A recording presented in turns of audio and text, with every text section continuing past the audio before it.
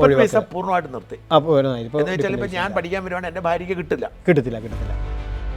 ഈ 17 വയസ്സ് കഴിഞ്ഞ പിള്ളേരെ ഇവിടെ വന്ന് ഈ ജോലിയൊക്കെ ചെയ്യുമോ, പിടിച്ചു നിൽക്കാൻ പറ്റുമോ? നിങ്ങളത് അഡ്വൈസ് ചെയ്യുന്നു? എൻ്റെ ഒരു പേഴ്സണൽ അഭിപ്രായത്തിൽ ഞാൻ എപ്പോഴും സജസ്റ്റ് ചെയ്യാം, പലരുടെയും ധാരണ പിള്ളേരുടെ പൈസ മേടിക്കുന്നത്, പിള്ളേരോട് നിങ്ങൾ കമ്മീഷൻ മേടിക്കാറ് ഇല്ല. അതായത് ഒരു വിദ്യാർത്ഥി അഡ്മിഷൻ എടുക്കുകയാണെങ്കിൽ അപ്പോൾ 20 hours വർക്ക് ചെയ്യുമ്പോൾ ഒരു 900 to 950 pound പാർട്ട് ടൈമിലൂടെ മന്ത്ലി കിട്ടും. കിട്ടും. ഏത് ഹെൽത്ത് കെയർ ഡിഗ്രി ഉണ്ടെങ്കിലും അവർക്ക് ഇവിടെ MSc നഴ്സിംഗ് ചെയ്യാൻ വരാം. അവർ പിൻ നമ്പർ അത് കിട്ടും. അതൊരു പുതിയ അറിവ്. അതായത് 4 കൊല്ലം വേണം നാട്ടിൽ BSc നഴ്സിംഗ്. അതെ.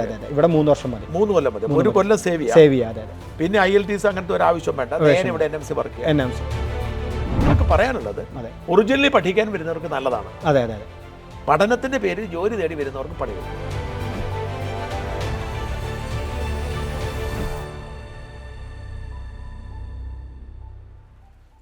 നമസ്കാരം, ഷൂട്ട് അറ്റ് സൈറ്റിലേക്ക് സ്വാഗതം. നമുക്കറിയാം, ഇന്ന് കേരളത്തിലെ എല്ലാ മുക്കിനും മൂലയിലും ഉള്ള കുടുംബങ്ങളിൽ നിന്ന് ആരെങ്കിലുമൊക്കെ UK-യിലുണ്ട്. പുതിയ പ്രതിഭാസമാണ്, കഴിഞ്ഞ ഒരു 5 വർഷത്തിനിടയിലുണ്ടായ പ്രതിഭാസമാണ്. മുമ്പ് മലയാളി നേഴ്സുമാരും IT വിദഗ്ധരുമായിരുന്നു ഇവിടെ ഉണ്ടായിരുന്നതെങ്കിൽ, അതിനു മുമ്പ് വർക്കല പോലെയുള്ള തിരുവനന്തപുരത്തിൻ്റെ ചില ഭാഗത്തുള്ള ആളുകളാണ് ഇവിടെ എത്തിയതെങ്കിൽ, ഇന്ന് കേരളത്തിലെ മലയോര പ്രദേശങ്ങളിലടക്കം നഗരങ്ങളിലടക്കം എല്ലായിടത്തു നിന്നും ആരെങ്കിലും UK-യിലുണ്ട്. നേഴ്സുമാരുണ്ട്, കെയറർമാരുണ്ട്, അവരുടെ കുടുംബങ്ങളുണ്ട്, സ്റ്റുഡൻറ്റ് വിസയിലെത്തിയവരുണ്ട്, ബിസിനസ്സുകാരുണ്ട്. അങ്ങനെ വലിയ തോതിൽ UK-യിലേക്കുള്ള ഒരു കുടിയേറ്റം കഴിഞ്ഞ കുറേ കാലത്തിനിടെ നടന്നിട്ടുണ്ട്. ഇതുമായി ബന്ധപ്പെട്ട് പല വാർത്തകളും വീഡിയോകളും ഞാൻ ചെയ്തിട്ടുമുണ്ട്. പക്ഷേ ഇപ്പോൾ ചില നിയന്ത്രണങ്ങളൊക്കെ വന്നിരിക്കുന്നു. സ്റ്റുഡൻറ്റ് വിസയിൽ പഴയതുപോലെ ഇവിടെ എത്തിയാൽ ജോലി ചെയ്യുക, അല്ലെങ്കിൽ അതിനുശേഷം ജോലി കിട്ടുക എന്നത് പ്രയാസമാകുന്നു. ചില കുട്ടികളൊക്കെ ബുദ്ധിമുട്ട് അനുഭവിച്ച് തിരിച്ചു പോകേണ്ടി വരുന്നു. അതേസമയം ഇതിനുള്ള അവസരങ്ങൾ പൂർണ്ണമായും ഇല്ലാതായിട്ടുമില്ല. ചിലർ പറയും സ്റ്റുഡൻറ്റ് വിസയിൽ പോവരുതേ, ചിലർ പറയും സ്റ്റുഡൻറ്റ് വിസയിൽ പോകണം. ഇത് രണ്ടിനുമിടയിലാണ് യാഥാർത്ഥ്യം. മിടുക്കന്മാർക്ക് ഇവിടെ വന്നാൽ നല്ലതാണ്. അതേസമയം ഇടക്കാലത്ത് ആർക്കും ഇവിടെ വന്ന് രക്ഷപ്പെടാവുന്ന സാഹചര്യവുമില്ല. അപ്പോൾ ഇതേക്കുറിച്ച് കേരളത്തിലെ ജനങ്ങൾക്ക് കൃത്യമായൊരു അവബോധം, അതായത് UK-യിൽ ഇനി വരുന്നത് കൊണ്ട് ഗുണമുണ്ടോ, UK-യിൽ എത്തിയാൽ എന്ത് സംഭവിക്കും, പ്രത്യേകിച്ച് സ്റ്റുഡൻറ്റ് വിസയുടെ കാര്യമാണ് ഞാൻ പറയുന്നത്. മറ്റ് വർക്ക് പെർമിറ്റ് അടക്കമുള്ള വിഷയങ്ങൾ നമുക്കറിയാം. വർക്ക് പെർമിറ്റ് ഉണ്ടെങ്കിൽ വരുന്നതുകൊണ്ടൊരു കുഴപ്പമില്ല, ചിലവ് കൂടുതലാണെങ്കിലും കുഴപ്പമൊന്നുമില്ല. നേഴ്സുമാർക്കും ഇപ്പോൾ കുറച്ച് നിയന്ത്രണമുണ്ടെങ്കിൽ കെയർമാർക്കും ഒക്കെ വരാം. നമുക്ക് സ്റ്റുഡൻറ്റ് വിസയിൽ UK-യിൽ എത്തുന്നതിൻ്റെ സാധ്യതകൾ, ഇപ്പോഴത്തെ അവസ്ഥ, ഇതേക്കുറിച്ചുള്ള വിശദമായ ഒരു ചർച്ചയാണ് ആഗ്രഹിക്കുന്നത്. എന്നോടൊപ്പമുള്ളത് അതിഥിയായി റജുലേഷ്. അദ്ദേഹം ഗ്ലോബൽ സ്റ്റഡി ലിങ്ക് എന്ന പേരിൽ കേരളത്തിലും UK-യിലും ലണ്ടനിലും ഒക്കെ ഓഫീസുള്ള വലിയ, കേരളത്തിൽ നിന്നും വിദ്യാർത്ഥികളെ UK-യിലേക്ക് കൊണ്ടുവരുന്ന 2-3 ഏജൻസികൾ, ഏറ്റവും വലിയ 2-3 ഏജൻസികളിൽ ഒന്നാണ് ഗ്ലോബൽ സ്റ്റഡി ലിങ്ക് എന്ന് പറയുന്ന സ്ഥാപനം. അതിൻ്റെ MD ആണ്, അതിൻ്റെ സ്ഥാപകനും അതിൻ്റെ മുതലാളിയും ഉടമയും ഒക്കെയാണ് ശ്രീ റജുലേഷ്. നമുക്ക് റജുലേഷിലേക്ക് പോകാം. ആദ്യം തന്നെ ഞാനൊരു നന്ദി പറഞ്ഞ് ഈ ചർച്ച തുടങ്ങും. ഞാനിപ്പോൾ ഇരിക്കുന്നത്, എനിക്ക് ലണ്ടനിൽ വന്നിട്ടും മനോഹരമായ ഒരു സ്റ്റുഡിയോയിൽ ഇരുന്ന് സംസാരിക്കാൻ കഴിയുന്നുണ്ട്. ഇത് ലണ്ടൻ നഗരത്തിൽ തന്നെ ഒരു വലിയ സ്റ്റുഡിയോ. ഈ സ്റ്റുഡിയോ തൊടുപുഴക്കാരനായ ജോയിസ് പള്ളിക്കാമലിൻ്റെയാണ്. അദ്ദേഹത്തിൻ്റെ മാഗ്നാവിഷൻ എന്ന് പറയുന്ന UK-യിലെ ഏറ്റവും പ്രശസ്തമായ, UK-യിലെ മലയാളികൾക്കിടയിൽ ഏറ്റവും പ്രശസ്തമായ ചാനലുണ്ട്, മാഗ്നാവിഷൻ TV. മാഗ്നാവിഷൻ്റെ ഉടമയും സ്ഥാപകനും ഒക്കെയാണ് ജോയിസ് പള്ളിക്കാമൽ. ജോയിസ് പള്ളിക്കാമലിന് വലിയ സ്റ്റുഡിയോയിൽ എനിക്ക് വളരെ സന്തോഷം തോന്നി. ഞങ്ങളുടെ മെയിൻ സ്റ്റുഡിയോയേക്കാൾ 2 ഇരട്ടി വലിപ്പമുള്ള സ്റ്റുഡിയോ ആണ്. മനോഹരമായ സംവിധാനങ്ങളും ക്യാമറയും ഒക്കെ ഉണ്ട്. അവിടെ ഇരുന്നാണ് ഞാൻ ഷൂട്ട് ചെയ്യുന്നത്. അതുകൊണ്ട് തന്നെ എനിക്ക് കൂടുതൽ കോൺഫിഡൻസ് ഉണ്ട്. ജോയിസിന് നന്ദി പറഞ്ഞുകൊണ്ട് നമുക്ക് റജുലേഷിലേക്ക് പോകാം. നമസ്കാരം റജുലേഷ്. നമസ്കാരം. നീണ്ട ഒരു ആമുഖമായിരുന്നല്ലേ? കുഴപ്പമില്ല. റജുലേഷിൻ്റെ വീട് എവിടെയാണ്? ഞാൻ മലപ്പുറം ഡിസ്ട്രിക്ട് പെരിന്തൽമണ്ണയാണ് വീട്. പെരിന്തൽമണ്ണ. അതെ. UK-യിലായിട്ട് എത്ര കാലമായി? ഞാൻ 2006 UK-യിൽ സ്റ്റുഡൻറ്റ് വിസയിൽ. സ്റ്റുഡൻറ്റ് വിസയിലാണ്. എന്ത് പഠിക്കാൻ? അത് 2006 വന്നത് PGDMs പറഞ്ഞൊരു കോഴ്സ് പഠിക്കാനാണ് വന്നത്. മാനേജ്മെൻറ്റ്. പിന്നെ അല്ല, അതൊരു കോളേജായിരുന്നു. പിന്നെ 2008 ഞാൻ MBA യൂണിവേഴ്സിറ്റി ഓഫ് ഗ്ലോസ്റ്റർഷയറിന് സക്സസ്ഫുള്ളി കംപ്ലീറ്റ് ചെയ്തു. ഗ്ലോസ്റ്റർഷയർ പഠിച്ചു. അങ്ങനെ MBA ആണ് കംപ്ലീറ്റ് ചെയ്തത്. അപ്പോൾ നിങ്ങൾക്ക് ഈ പോസ്റ്റ് എങ്ങനെയാണ് പോസ്റ്റ് സ്റ്റഡി വിസയാണോ കിട്ടുന്നത് ആദ്യം? അന്ന് ഞാൻ വരുന്ന കാലത്ത് സ്റ്റേ ബാക്ക് ഉണ്ടായിരുന്നില്ല 2006 PSW ഉണ്ടായിരുന്നില്ല. അതായത് നിങ്ങൾ പഠിച്ചു കഴിഞ്ഞാൽ ഇവിടെ ജോലി ചെയ്യാൻ അവസരം ഉണ്ടായിരുന്നില്ല? അല്ല, അത് ശരിക്കും ജോലി ചെയ്യാൻ അവസരം ഉണ്ടായിരുന്നു. ഒരുപാട് പേര് സ്റ്റുഡൻറ്റ് വിസയിൽ തന്നെ സക്സസ്ഫുള്ളി കംപ്ലീറ്റ് ചെയ്ത ജോലി കിട്ടുന്നവരുണ്ടായിരുന്നു. അന്ന് IGS എന്ന് പറഞ്ഞൊരു 1 year ഒരു സ്റ്റേ ബാക്കിന് പകരമായിട്ട് IGS എന്ന് പറഞ്ഞത്. എന്തുകൊണ്ട് IGS എന്ന് പറഞ്ഞാൽ ഇൻ്റർനാഷണൽ ഗ്രാജുവേഷൻ സ്കീം. അതായത് ഇവിടെ നിങ്ങളൊന്ന് പഠിച്ചു കഴിഞ്ഞാൽ നിങ്ങൾക്ക് ഇവിടെ ജോലി ചെയ്യാൻ ഒരു വർഷം പോസ്റ്റ് സ്റ്റഡി വർക്ക് പെർമിറ്റിന്റെ മറ്റൊരു രൂപ ഒരു വർഷമേ ഉള്ളൂ. അതെ അതെ, അതിലേക്ക് മാറി. അതെ അന്ന് അതായിരുന്നു. പക്ഷേ 2008 ഞാൻ MBA ഒക്കെ കഴിഞ്ഞ ഉടനെ തന്നെ ഫസ്റ്റായിട്ട് ഇവർ ഈ 2 ഇയർ സ്റ്റേ ബാക്ക് ഇൻട്രൊഡ്യൂസ് ചെയ്തു, PSW. പക്ഷെ അന്ന് പിന്നെ മെയിൻലി HSMB ഒക്കെ ഉണ്ടായിരുന്നു. ഈ HSMB വിസ എന്ന് പറഞ്ഞാൽ അതൊരു ഹൈലി സ്കിൽഡ് മൈഗ്രേഷൻ. വിസ എടുത്ത ആളാണ്. ആണോ? ഓ ശരി. അത് ഞാൻ കേട്ടിട്ടുള്ളൂ. പക്ഷെ ഞങ്ങളൊക്കെ വരുന്ന ടൈമിൽ വരുമ്പോഴത്തേക്ക് അത് മാറി PSW ലോട്ട്. ഞാനൊക്കെ HSMB ആദ്യം തന്നെ എടുത്തതാണ്. ഓക്കെ. HSMB-ക്കാർ ഒരുപാട് പേരുണ്ട്. ഉണ്ട്, ഇഷ്ടം പോലെ വർക്ക് ചെയ്ത പലരും HSMB. പക്ഷെ അന്ന് ഒരുപാട് പേര് പറയുന്നുണ്ടായിരുന്നു ഹോം ഓഫീസിന്റെ കയ്യിൽ നിന്ന് ഇങ്ങനെ നഷ്ടപ്പെടുകയാണെങ്കിൽ നമുക്ക് കോമ്പൻസേഷൻ കിട്ടുന്നൊക്കെ. മിസ്സായില്ല, കിട്ടി. എന്നിട്ട് നിങ്ങളപ്പം എങ്ങനെ മാറി? PSW കഴിഞ്ഞപ്പോൾ പിന്നെ എങ്ങനെ മാറി? ഞാൻ 2008 MBA കഴിഞ്ഞു. പിന്നെ 2 ഇയേഴ്സ് സ്റ്റേ ബാക്ക് കിട്ടി. പിന്നെ അതുപോലെ ഈ ബിസിനസ് വിസ ഉണ്ടായിരുന്നു, എന്റർപ്രണർ വിസ ഉണ്ടായിരുന്നു. അത് ഞാൻ ഈ സ്റ്റേ ബാക്ക് പീരീഡ് നിങ്ങൾ ബിസിനസ് തുടങ്ങി? അതെ അല്ലേ? അതെ. അങ്ങനെ ഒരു പ്രചോദനം എന്താണ്? നിങ്ങൾ സ്റ്റേ ബാക്ക് ജോലിക്ക്, പലരും ഇവിടെ ജോലിക്കാണ് പോകാൻ ശ്രമിക്കുന്നത്, നിങ്ങൾ എന്താണ് ഈ ബിസിനസ് ചെയ്യാൻ തീരുമാനിക്കാൻ കാര്യം? അപ്പോൾ ഞാൻ ശരിക്ക് നാട്ടിൽ എൻ്റെ ഫാദർ ആയിക്കോട്ടെ, അങ്കിൾമാരായിക്കോട്ടെ, ഒരു ബിസിനസ് ഫാമിലി നിന്നാണ്. പക്ഷെ അത്ര വലിയൊരു ബിസിനസ് ഒന്നുമല്ല, ഒരു ചെറിയൊരു ബിസിനസ് ഫാമിലി നിന്നാണ് വരുന്നത്. പിന്നെ അതേപോലെ തന്നെ അപ്പോൾ ഇവിടെ വന്ന് MBA കഴിഞ്ഞാൽ എന്തെങ്കിലും ഒരു ബിസിനസ് ചെയ്യണം എന്നുള്ള ആ ഒരു ഇൻറ്റൻഷനോട് കൂടിയിട്ടാണ് ഇവിടെ വന്നത്. അപ്പോൾ എന്ത് ബിസിനസ് ആദ്യം തുടങ്ങിയത്?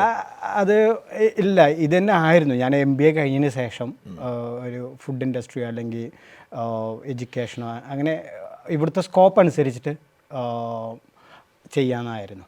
അപ്പോൾ 2006 ഇവിടെ വന്നപ്പോൾ ഞാൻ വന്ന എഡ്യൂക്കേഷൻ കൺസൾട്ടൻസി ത്രൂ 2 പേർക്കേ വിസ കിട്ടിയിട്ടുണ്ടായിരുന്നു. ഭയങ്കര ബുദ്ധിമുട്ടായിരുന്നു അന്നൊക്കെ ഇവിടെ വിസ കിട്ടാൻ.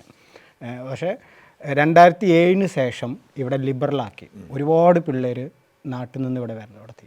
അപ്പോൾ എനിക്ക് തോന്നി ഇതിനകത്ത് എന്തെങ്കിലും സ്കോപ്പ് ഉണ്ടാവും. അപ്പോൾ ആ ഒരു സ്കോപ്പ് എനിക്ക് തോന്നിയത് ഒരു ജെന്യൂനായിട്ടുള്ള ഈ സ്റ്റുഡൻസിനെ കൗൺസിൽ ചെയ്യാനും, അതുപോലെ ഒരുപാട് പേര് കോളേജിലോട്ട് വരുന്നുണ്ട്, യൂണിവേഴ്സിറ്റിയിലോട്ട് ഡയറക്റ്റ് ചെയ്യാനൊക്കെ എഡ്യൂക്കേഷൻ കൺസൾട്ടൻസി വളരെ കമ്മിയായിരുന്നു. അപ്പോൾ എനിക്ക് തോന്നി അത് കണ്ടിന്യൂ. പക്ഷേ അതുപോലെ ഞാൻ ആദ്യമൊക്കെ തുടക്കകാലത്ത് എൻ്റെ ഫ്രണ്ട്സുകൾക്ക് വേണ്ടിയിട്ട് ഒരുപാട് കോഴ്സുകൾ യൂണിവേഴ്സിറ്റികളൊക്കെ ഞാൻ ഫ്രീ ആയിട്ട് കൗൺസിൽ ചെയ്ത് കൊടുത്തു, നാട്ടിൽ നിന്ന് എൻ്റെ ഫ്രണ്ട്സുകളൊക്കെ വന്നപ്പോൾ. പിന്നെ അവർ വന്നപ്പോൾ നിങ്ങൾ യൂണിവേഴ്സിറ്റി ആയിട്ട് കോൺട്രാക്ട് ഉണ്ടാക്കണ്ടായിരുന്നു? ആദ്യം ഞാനിതൊരു ഫ്രീ കൗൺസിലിംഗ് ആയിട്ട് ചെയ്ത്, ആദ്യം കോൺട്രാക്ട് എടുക്കേണ്ട, ഞാൻ ചുമ്മാ എനിക്ക് ബെനിഫിറ്റുകളെ സഹായിക്കും. അതെ, എനിക്ക് ബെനിഫിറ്റും കൊടുത്തില്ല. അപ്പോൾ സുഹൃത്തുക്കളെ സഹായിക്കും. അതെ, ബെസ്റ്റ് എക്സാമ്പിൾ ജെയിംസ് സെറ്റർ അന്ന് ഗ്ലെൻഡിയർ യൂണിവേഴ്സിറ്റി ഉണ്ടായിരുന്നു. പുള്ളിക്കാരൻ എൻ്റെ ഒരു മെൻറ്ററും കൂടെ ആയിരുന്നു. ജെയിംസ് അന്ന് കോളേജ് നടത്തും, അത് കഴിഞ്ഞു. അന്ന് ജെയിംസ് കോളേജ് വിട്ടപ്പോഴത്തേക്കും ജെയിംസ് അന്ന് കോളേജ് ഉണ്ടല്ലോ. കോളേജ് ഉണ്ട്. അപ്പോൾ പുള്ളിക്കാരൻ എൻ്റെ ഒരു മെൻറ്ററും കൂടെ ആയിരുന്നു ആ ടൈമിൽ. അപ്പോൾ ആദ്യമൊക്കെ എനിക്ക് ജോയ്സ് അപ്പോൾ ആദ്യമൊക്കെ ഞാൻ ഇപ്പോൾ ജോയ്സറിൻ്റെയൊക്കെ ഞാൻ സ്റ്റുഡൻസുകളൊക്കെ കൊടുക്കുന്നുണ്ടായിരുന്നു. പിന്നെ പുള്ളിക്കാരൻ തന്നെ ഓഫർ ചെയ്തു 1,00,000 കമ്മീഷൻ തരാം. എനിക്കറിയാം കമ്മീഷൻ കിട്ടുന്നുണ്ട്, പക്ഷേ ഞാനത് ചോദിച്ചിരുന്നില്ല. പക്ഷേ പിന്നെ പുള്ളിക്കാരൻ തന്നെ ഓഫർ ചെയ്തു. പിന്നെ അതിൻ്റെ മുൻപ് ഞാൻ കുറച്ച് ഇങ്ങനെ അഡ്മിഷനൊക്കെ ചെയ്തിട്ടുണ്ടായിരുന്നു. പക്ഷേ ഒരുപാട് ഫ്രീ ആയിട്ടാണ് ആദ്യമൊക്കെ ചെയ്ത് കൊടുത്തിട്ടുണ്ടായിരുന്നത്. അതെ ജോയ്സോടെ. പിന്നെ ഇതെനിക്കൊരു പാഷനായി. ഇവർ കോഴ്സ് സക്സസ്ഫുള്ളി കംപ്ലീറ്റ് ചെയ്തപ്പോൾ അവരെന്നെ വിളിച്ചു. റെയിൽവേഷ് പറഞ്ഞ യൂണിവേഴ്സിറ്റി കുഴപ്പമില്ല, കോളേജ് കുഴപ്പമില്ല, അതുപോലെ തന്നെ നിങ്ങൾ പറഞ്ഞ കോഴ്സും കുഴപ്പമില്ല. ദെൻ ഓട്ടോമാറ്റിക്കലി നമുക്കൊരു പാഷൻ നമ്മളെ ബ്ലഡിലോട്ട് വന്നു. അപ്പോൾ എനിക്ക് തോന്നി ഒരു UK തന്നെ ഒരു ഓഫീസ് സ്റ്റാർട്ട് ചെയ്യാം. പ്രോപ്പർ ഈ 2 PSW 2 വർഷത്തിനിടെ ഇതൊക്കെ സംഭവിക്കുന്നു. അതെ. അപ്പോൾ ഞാനത് എന്ത് ചെയ്തു, കുറച്ച് ഫണ്ടും നാട്ടിൽ നിന്ന് കൊണ്ടുവന്നിട്ട് ഇവിടെ ഒരു ഓഫീസ് എടുത്തു. അപ്പോൾ അന്ന് എഡ്യൂക്കേഷൻ പ്രോപ്പറായിട്ട് ഹയർ എഡ്യൂക്കേഷന് വേണ്ടി ഹെൽപ്പ് ചെയ്യുന്ന മലയാളീസിൽ ഒരുപാട് പേരുണ്ടായിരുന്നു, ഏജൻറ്റുമാരൊക്കെ ഒരുപാട് പേരുണ്ടായിരുന്നു. പക്ഷെ അവർ വർക്ക് പെർമിറ്റ് ചെയ്യും, അതേപോലെ നേഴ്സിംഗ് അഡ്മിഷന്, ഇങ്ങനെ മിക്സഡ് ആയിട്ടായിരുന്നു സ്റ്റുഡൻറ്റ് വിസ. പക്ഷേ സ്റ്റുഡൻറ്റ് വിസക്ക് മാത്രമായിട്ട് ഇവിടെ UK ആരും ഉണ്ടായിരുന്നില്ല. അപ്പോൾ ഞാനത് എന്ത് ചെയ്തു, അത് മാത്രം ടാർഗറ്റ് ചെയ്തിട്ട്, ഒരുപാട് ഏജൻറ്റ് ഉണ്ടായിരുന്നു, പക്ഷേ അവർക്ക് ഓഫീസോ അങ്ങനെ സെറ്റപ്പുകളൊന്നും ഉണ്ടായിരുന്നില്ല. അങ്ങനെ ഞാൻ നാട്ടിലാണ് അവർക്കെല്ലാം ഉണ്ടായിരുന്നത്. നിങ്ങൾ ഇവിടെ തുടങ്ങിയപ്പോൾ തന്നെ നാട്ടിൽ തുടങ്ങിയോ? അതെ. അപ്പോൾ ഞാനത് എന്ത് ചെയ്തു എന്ന് ചോദിച്ചു കഴിഞ്ഞാൽ, ഈ PSWൻ്റെ മുമ്പ് തന്നെ നാട്ടിൽ കൊച്ചിയിൽ ചെറുതായിട്ടൊന്ന് സ്റ്റാർട്ട് ചെയ്തു 2008. പിന്നെ ഒരു 2009-10 ആകുമ്പോഴേക്ക് UK ഒരു പ്രോപ്പറായിട്ട് ഓഫീസ്, വൺസ് PSW കയറി ഉടനെ തന്നെ ഇവിടെ ഞാൻ ഈസ്റ്റ് ഹാമിൽ ഒരു ഓഫീസ്. അപ്പോൾ അതിനു മുമ്പ് നിങ്ങൾ കോളേജുകൾ യൂണിവേഴ്സിറ്റിയുള്ള ഒരു കോൺട്രാക്ട് ഉണ്ടാക്കി?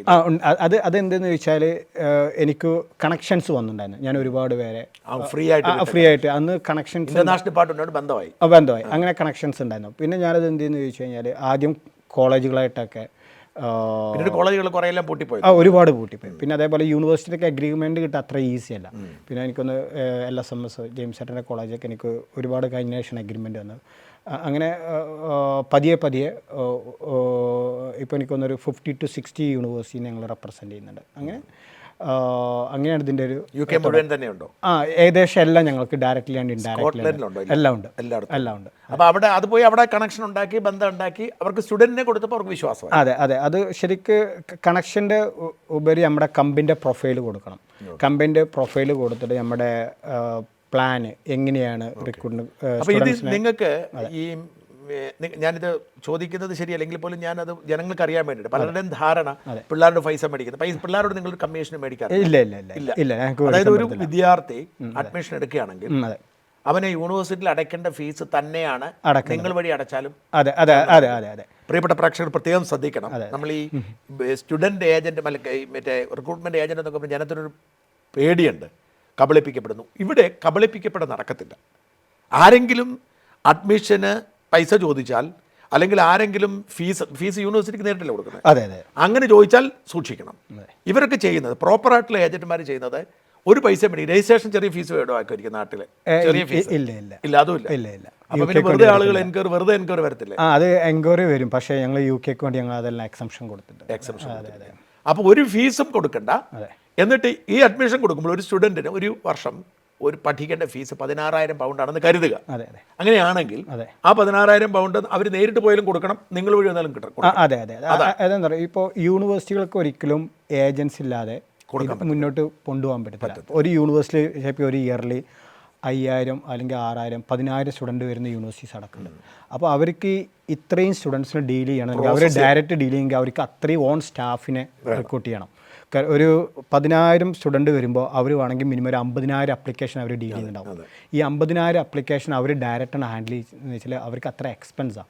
ഇതെല്ലാം ഏജൻസിനെയാണ് ഏൽപ്പിക്കുന്നത് വെച്ചാൽ അത് ഞങ്ങൾ ടീം എല്ലാം ഞങ്ങൾ അത് ഏറ്റെടുക്കും. എന്നിട്ട് നിങ്ങൾക്ക് അവരൊരു നിശ്ചിത ശതമാനം കമ്മീഷൻ തരും. കമ്മീഷൻ തരും. ശ്രദ്ധിക്കുക, ഇത് വളരെ ക്ലാരിറ്റി വേണ്ട ഒരു ഏരിയ ആയതുകൊണ്ടാണ് പ്രേക്ഷകരോട് ഇത് തുറന്ന് പറയുന്നത്. ഈ സ്റ്റുഡൻറ് റിക്രൂട്ട്മെൻറ്റ് ഏജൻറ്റുമാർ ചിലരൊക്കെ നിങ്ങൾ എങ്ങനെയെങ്കിലും പൊക്കോളും, അവിടെ ചെന്നാൽ ജോലി കിട്ടും, ജീവിതം രക്ഷപ്പെടും എന്നൊക്കെ പറയുന്നവരുണ്ട്. അതല്ല ഞാൻ പറയുന്നത്. പ്രോപ്പറായിട്ട് പഠിക്കാൻ വരുന്നവരാണെങ്കിൽ നിങ്ങൾ യൂണിവേഴ്സിറ്റി നേരിട്ട് കൊടുക്കേണ്ട ഫീസാണ് അടയ്ക്കുക. ഇത് മാത്രമല്ല, ചിലപ്പോൾ സ്കോളർഷിപ്പുകളും കിട്ടും. സ്കോളർഷിപ്പ് അതിന് ഡിസ്കൗണ്ട് കുറഞ്ഞ് കിട്ടും. അതുപോലെ തന്നെ ഇവരുടെ വരുമാനം എന്ന് പറയുന്നത് ഒരു വിദ്യാർത്ഥിയുടെ ഫീസിൻ്റെ ഒരു നിശ്ചിത ശതമാനം ഇവർക്ക് കൊടുക്കും. അത് നല്ല വരുമാനം അവർക്കുണ്ട്. ഇതാണല്ലേ? അതാണ്. ഓക്കെ. അങ്ങനെ നിങ്ങളിപ്പം വലിയ തോതിൽ ബിസിനസ് ഇപ്പോൾ എത്ര വർഷമായിട്ട് ഈ ഏജൻസി? ഞാനിപ്പോൾ 2008 ഒരു 16 വർഷത്തോളമായി. അപ്പോൾ നിങ്ങളുടെ സ്റ്റുഡൻ്റ് ആണ് ഓരോ വർഷം കൂടുവാണോ ചെയ്തത്? അത് ഏറ്റവും കൂടുതൽ ഞങ്ങൾ പിള്ളേരെ കിട്ടിയ ടൈമിൽ ഏറ്റവും കൂടുതൽ ഞാൻ ഈ ഇവിടെ 2008 ആ ഒരു പീക്ക് ടൈം ഉണ്ടായിരുന്നു. ഈ ഞാൻ പറയാം 2000 ശേഷം ഇവിടെ ലിബറൽ ആക്കിയത്. ആ ഒരു ടൈമിൽ ഒരുപാട് കോളേജുകളൊക്കെ ഉണ്ടായിരുന്നു. അപ്പോൾ ഇപ്പോൾ യൂണിവേഴ്സിറ്റിക്ക് ഇൻടേക്ക് മെയിൻലി 2 ഇൻടേക്കുള്ളൂ. ഒന്ന് ജാനുവരിയും ഒന്നും സെപ്റ്റംബർ ഇൻടേക്ക്. അപ്പോൾ അതിലോട്ടാണ് കൂടുതൽ പിള്ളേർ. അതിന് ഇടയിൽ വെച്ച് മെയ് ആൻഡ് ഏപ്രിൽ എന്ന് പറഞ്ഞിട്ട് ഒരുപാട് ഇൻടേക്സ് ഉണ്ട്. പക്ഷേ അതിനൊക്കെ കുറച്ച് കോഴ്സുകൾ അവൈലബിൾ ഉള്ളൂ. ഈ 2008 2009 ആ ഒരു കാലഘട്ടത്തിൽ ഒരുപാട് പ്രൈവറ്റ് കോളേജുകളുണ്ടായിരുന്നു. അത് ഈ ഗവൺമെൻറ് അപ്രൂവ് ചെയ്ത ഒരുപാട് പ്രൈവറ്റ് കോളേജുകളുണ്ടായിരുന്നു. അങ്ങനെ ഈച്ച് 2 മന്തിൽ ഇൻടേക്സ് ഉണ്ടായിരുന്നു. അപ്പോൾ സീറ്റുകൾ അൺലിമിറ്റഡ് ആയിരുന്നു. ഈ പ്രൈവറ്റ് ആയതുകൊണ്ട് അവർ ഇൻഫ്രാസ്ട്രക്ചർ അവർ സ്റ്റുഡൻസിനനുസരിച്ച് അവർ തന്നെ കൂട്ടും. അപ്പോൾ സീറ്റുകൾ ഒരുപാടുണ്ടായിരുന്നു. അപ്പോൾ ആ ഒരു ടൈമിൽ ഒരുപാട് ഏറ്റവും കൂടുതൽ അഡ്മിഷൻ ചെയ്ത ആ ഒരു ടൈമിലായിരുന്നു. പിന്നെ 2014 ആയപ്പോഴേക്കും ഈ കോളേജുകളെല്ലാം ഇതൊരു പ്യുവർലി ഒരു ബിസിനസ്സാക്കി മാറ്റി. അപ്പോൾ ഇവർ വിസ സ്കാം ഒക്കെ നടന്നു. അപ്പോൾ ഇവരെ എഡ്യൂക്കേഷൻ സിസ്റ്റത്തിനെ ഒരിക്കലും അത് ബ്രേക്ക് ചെയ്യാൻ സമ്മതിക്കത്തില്ല. അത് ഇവരറിഞ്ഞ ഉടനെ തന്നെ എന്ത് ചെയ്തു, ഏകദേശം പക്ഷേ ഇതിനകത്ത് ഒരുപാട് സത്യസന്ധമായിട്ട് ഒരുപാട് ചെയ്യുന്ന ഒരുപാട് പേരുണ്ട്. പക്ഷേ അവരൊക്കെ ഈ ഒരു സെക്ടറിൽ നിന്ന് പോവേണ്ടി വന്നു. നമ്മുടെ മരിച്ചുപോയ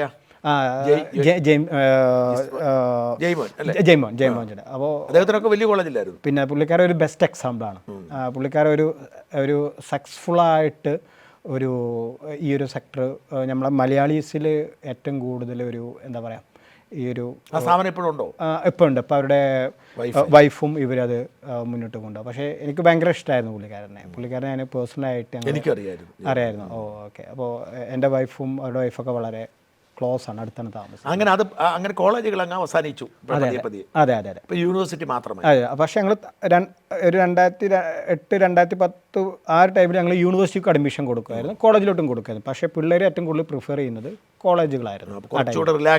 റിലാക്സ്ഡ് ഒരു പിന്നെ 2014 ശേഷം ഒരു 80 to 90% പ്രൈവറ്റ് കോളേജിലെല്ലാം പല റീസൺ കൊണ്ട് പോയി. പക്ഷേ അതിനകത്ത് ജെന്യൂനായിട്ട് റൺ ചെയ്യുന്നവരടക്കത് ബാധിച്ചു. ഈ ഫ്രോഡ്ലാൻഡ് കളിച്ച ഒരുപാട് കോളേജുകളുണ്ടായിരുന്നു, പക്ഷേ ഇതിനടക്കത് ബാധിച്ചു. പിന്നെ 2014 2015 പിള്ളേർ വരുന്നത് വളരെ കമ്മിയായി. ഈ സ്റ്റേ ബാക്ക് എല്ലാം എടുത്ത് ഒഴിവാക്കി. പിന്നെ 2015 2016 യൂണിവേഴ്സിറ്റിക്ക് ജെന്യൂനായിട്ട് പഠിക്കാനുള്ളവർ വരും. അന്ന് സ്റ്റേ ബാക്ക് ഒന്നുമില്ല, കോഴ്സ് 1 year പഠിക്കുക. അതെ. പക്ഷേ അത് വിസ കിട്ടാനൊന്ന് വളരെ ബുദ്ധിമുട്ടായിരുന്നു. ഒരു 10 പേര് വിസ കൊടുത്താൽ ഒരു മിനിമം 2-3 റെഫ്യൂസ്ഡ് വരും. അല്ല, അപ്പം നിങ്ങളുടെ ബിസിനസ് അപ്പോൾ കുറഞ്ഞു ഒരുപാട്? ബിസിനസ് നന്നായിട്ട് കമ്മി. അപ്പോൾ നിർത്തണമെന്ന് ആലോചിച്ചോ? ഇല്ല. പക്ഷെ അത് എന്ത് ചോദിച്ചാൽ ഞങ്ങൾ അപ്പോഴേക്കും എസ്റ്റാബ്ലിഷ് ആയിരുന്നു. ഞങ്ങൾക്ക് അത്യാവശ്യം എഗ്രിമെൻ്റ് ഉണ്ട്. എന്തായാലും യൂണിവേഴ്സിറ്റിക്ക് മുന്നോട്ട് പോകണമെന്നുണ്ടെങ്കിൽ ഏജൻസികൾ വേണം. അതായത് വളരെ റെപ്യൂട്ടഡ് ആയിട്ടുള്ള ക്രെഡിബിലിറ്റി ഉള്ള ഏജൻസി വേണം. പക്ഷേ ടച്ച് വുഡ് എനിക്ക് ഞങ്ങൾ ഗ്ലോബൽ സ്റ്റഡിങ് നല്ലൊരു ക്രെഡിബിലിറ്റിയുണ്ട് യൂണിവേഴ്സിറ്റിൻ്റെ മുമ്പിൽ. ഇപ്പോൾ ഞങ്ങൾക്കൊരു അത് മെയിൻറ്റെയിൻ ചെയ്തിട്ട് ഈ എഗ്രിമെൻ്റ് എല്ലാം ഞങ്ങൾക്ക് മെയിൻറ്റെയിൻ ചെയ്യാൻ പറ്റത്തുള്ളൂ. അപ്പോൾ ഞങ്ങൾ ഒരു മാക്സിമം 100% പെർഫെക്ഷൻ ആയിട്ടാണ് കൊണ്ടുപോകുന്നത്. എന്തെങ്കിലുമൊക്കെ ക്ലറിക്കൽ മിസ്റ്റേക്ക് ആണ് ഞങ്ങളത് മാക്സിമം ഷോർട്ട് ഔട്ട് ചെയ്യാനും നോക്കും. അപ്പോൾ യൂണിവേഴ്സിറ്റീസും അതുപോലെ ഞങ്ങളെ സപ്പോർട്ട് ചെയ്യും. കാരണം അവർ 10-15 വർഷമായിട്ട് ഈ ഒരു സെക്ടറിൽ വർക്ക് ചെയ്യുന്നതാണ്. അപ്പോൾ അവർക്കും ഞങ്ങളെപ്പോലത്തെ ഏജൻസി ഉണ്ടെങ്കിൽ അവർക്കും സ്റ്റുഡൻസുകളെ, ക്വാളിറ്റി സ്റ്റുഡൻസിലെ, ജെന്യൂൻ സ്റ്റുഡൻസിലെ കിട്ടത്തുള്ളൂ. അപ്പോൾ അതുകൊണ്ട് ഞങ്ങൾ ഈ സെക്ടറിൽ കണ്ടിന്യൂ ചെയ്യാൻ പറ്റും. അല്ല, അപ്പം ഞാൻ പിന്നൊരു ഇതുണ്ടായോ, പിന്നെ പതിയെ എപ്പോഴാണ് വീണ്ടും സ്റ്റുഡൻസ് കയറി വരുന്നത്? പിന്നെ ഈ ബോറിസ് ജോൺസൺ വന്നതിന് ശേഷം 2019 വീണ്ടും സ്റ്റേ ബാക്ക്. ഈ ബ്രെക്സിറ്റ് നടന്നല്ലോ. ബ്രെക്സിറ്റ് നടന്നതിന് ശേഷം ഇവിടെ ഒരുപാട് പേര് വിട്ടുപോയി. അപ്പോൾ ഇവിടെ ഒരുപാട് അതെ, ബ്രെക്സിറ്റിനെ പിന്തുണച്ച ഒരാളാണ് ഞാൻ. ബ്രെക്സിറ്റ് നല്ലതാണ്, ഇന്ത്യക്കാർക്ക് വരാമെന്ന് അതിശക്തമായി വാദിച്ച ഒരാളാണ്. അതിൻ്റെ ഗുണമാണ്. പക്ഷെ ഞാൻ അതിന് എതിരായിരുന്നു കേട്ടോ. അത് നിങ്ങൾക്ക് ഗുണം ആയിക്കോട്ടെ. അത് എന്തുകൊണ്ടാണ് ഞാൻ ആലോചിച്ചത്, ഞാനൊരു മൈഗ്രൻ്റ് ആണല്ലോ. അപ്പോൾ നമ്മളിതിൻ്റെ വേറെ ഉള്ളവരെ അല്ലല്ല, ഞാൻ ബ്രെക്സിറ്റിനെ അനുകൂലിച്ചത് ഡെഫിനറ്റ്ലി ഞാൻ അന്ന് പറഞ്ഞിരുന്നത് എനിക്കറിയാവുന്നൊരു കാര്യമുണ്ട്. ബ്രെക്സിറ്റ് വന്ന് ഈ യൂറോപ്യൻ യൂണിയനിലുള്ളവർക്ക് നിയന്ത്രണം വരുമ്പോൾ അതിന് ഗുണം ഉണ്ടാകാൻ പോകുന്ന ഇന്ത്യക്കാർ. അതെ, അത് കറക്റ്റാണ്. അതായത് നിങ്ങൾ പറഞ്ഞത് കറക്റ്റാണ്.